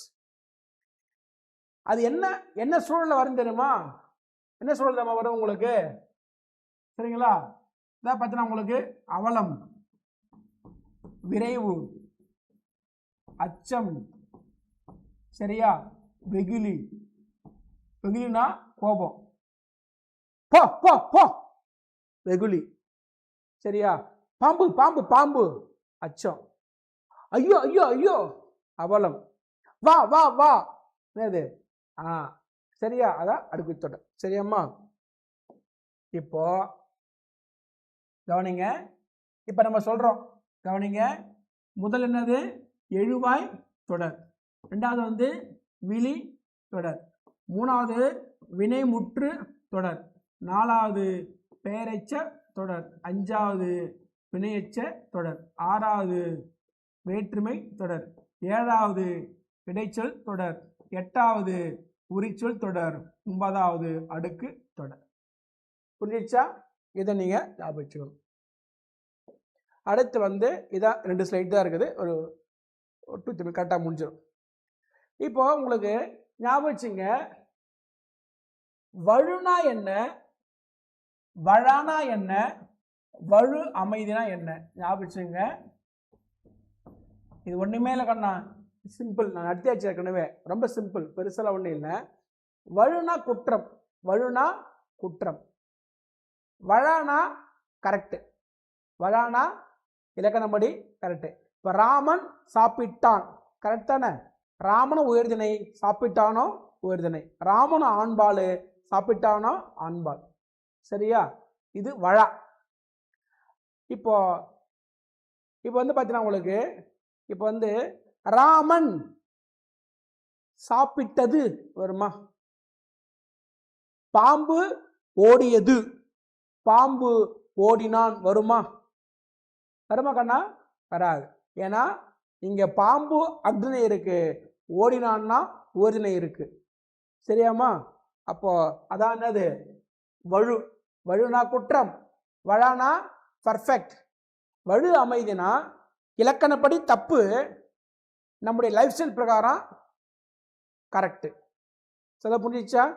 இங்க பாருங்க, திணை பாருங்க, அரசன் உயர்திணை, இது வரும், என்ன வரணும்? அந்தான். இங்க உயர்திணை, இங்க உயர்திணை. அப்போ இது வந்து திணை வழு அமைதி, வழு நிலை, வழு. சரியா? அடுத்து பாருங்க, கவி உண்டான் வருது, இது பெண்பால், ஆனா என்ன வந்திருக்குது? ஆண்பால். புரியுதாமா? அப்ப கவி உண்டான் தான் வரணும்.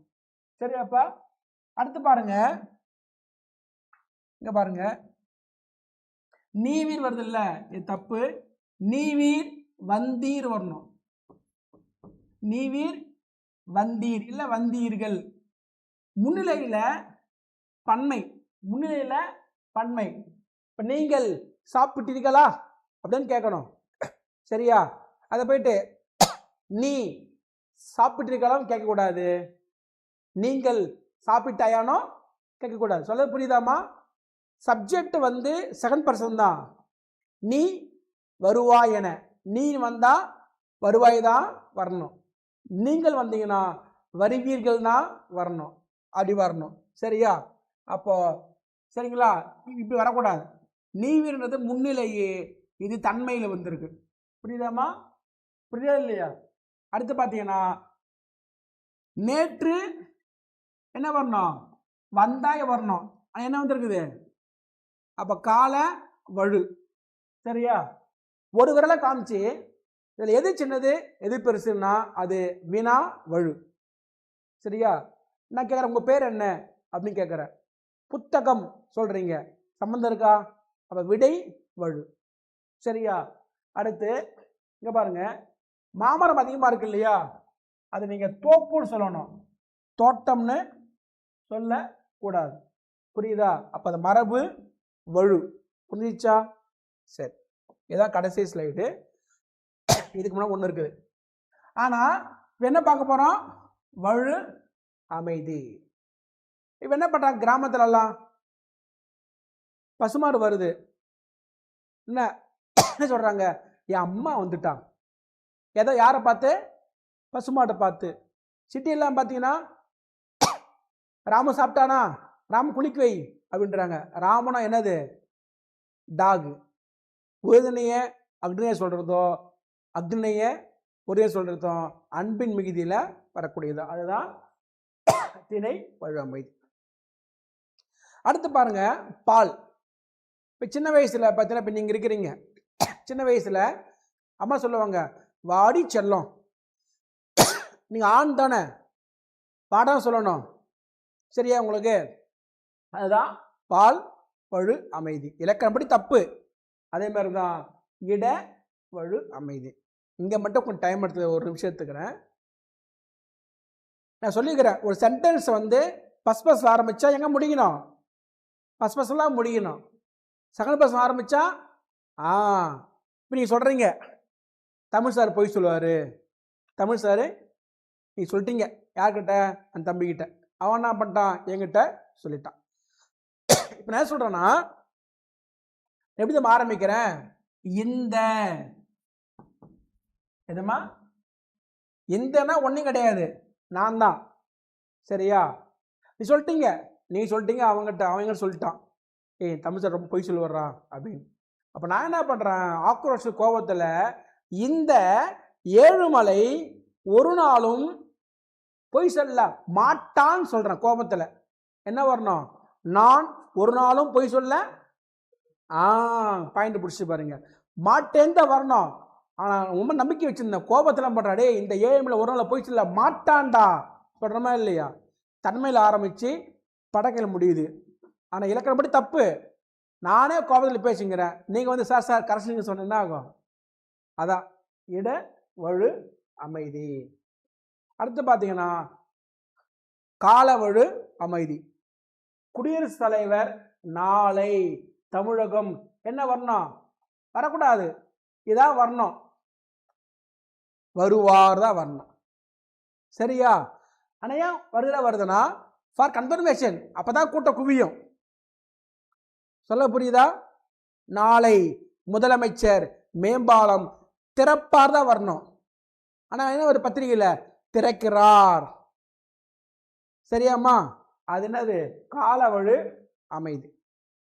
கடைசி இது ஸ்டைட்டில் கிளாஸில் கடைசி இது மரபு வழு அமைதி.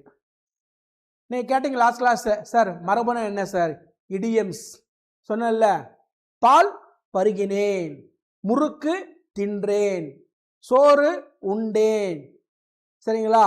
அம்பு எய், அம்பு எய்தல், புரியுதா உங்களுக்கு? களை பறித்தல், பூ கொய்தல், அதான் இடியம்ஸ். அது மாதிரி நம்ம படிச்சுக்கிறோம், குயில் கூவும், மயில் அகவும் சொல்கிறோம். ஆனால் சொல்கிற பாரதியார் ஒரு பாடலில், என்ன பாடல் அது, காணில வேண்டும் அப்படின்னு பாடல், காணில வேண்டும் பராசக்தின்னு பராசக்திகிட்ட கேட்குறாரு சில விஷயங்கள். அப்போது கத்தும் குயில் வச்சுன்றார், குயில் கூவும் தானே, என்ன சொல்கிறாரு, கத்தும்ன்றார். அது வந்து ஒரு ரைமிங்காக சொன்னது, ஒரு ஃப்ளோவில் ரைமிங் சொல்றது, கத்தும் குயிலோசை என் காதில் பட வேணும் அப்படின்னு சொல்கிறார். அது இலக்கணப்படி தவறு தான், ஆனால் அது மரபு, என்னது, மரபு வழு அமைதி, அவ்வளோதான். சரியாம்மா? அப்போது இன்னைக்கு நம்ம என்ன பார்த்தோம் அப்படின்னா,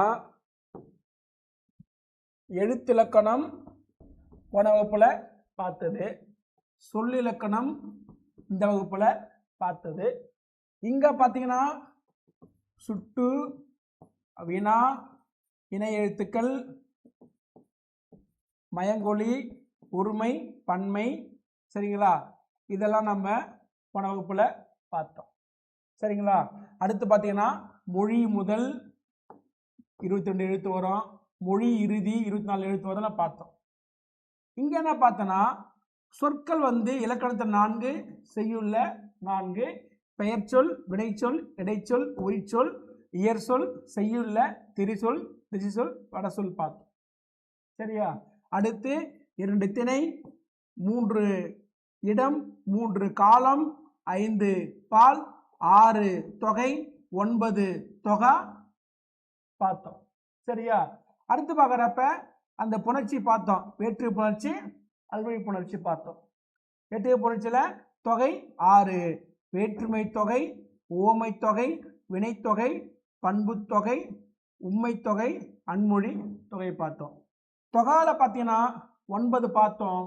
அது பார்த்தீங்கன்னா எழுவாய்த்தொடர், வெளித்தொடர், வினைமுற்றுத் தொடர், பெயரச்சு தொடர், வினையச்சு தொடர், வேற்றுமை தொடர், இடைச்சொல் தொடர், உரிச்சொல் தொடர், அடுக்கு தொடர் பார்த்தோம். இதுதான் அந்த வகுப்புல பார்த்தது. இப்போ நான் உங்களுக்காக நான் திரும்பவும் அடிப்படை இலக்கணத்தை நான் நடத்தி முடிச்சிட்டேன். அடுத்த வகுப்பில் நடத்துகிறப்ப வேணும்னா இன்னும் ஒன்று மட்டும்தான், ஒரு போர்ஷன் மட்டும் பேசிக் கிராமர் இருக்குது. வினைச்சொல்ல தன்வினை, பிறவினை, செய்வினை, செயற்பாட்டு வினை, சரியா? உடன்பாட்டு வினை, எதிர்மறை வினை, பொருள் மாறா எதிர்மறை. அது மாதிரி தொடரடிப்படையில் அழகு 3 இருக்குது இல்லையா? அழகு 1 பேசிக் கிராமர் பார்த்தாச்சு, அழகு 2 பேசிக் கிராமர் இன்னைக்கு பார்த்தாச்சு.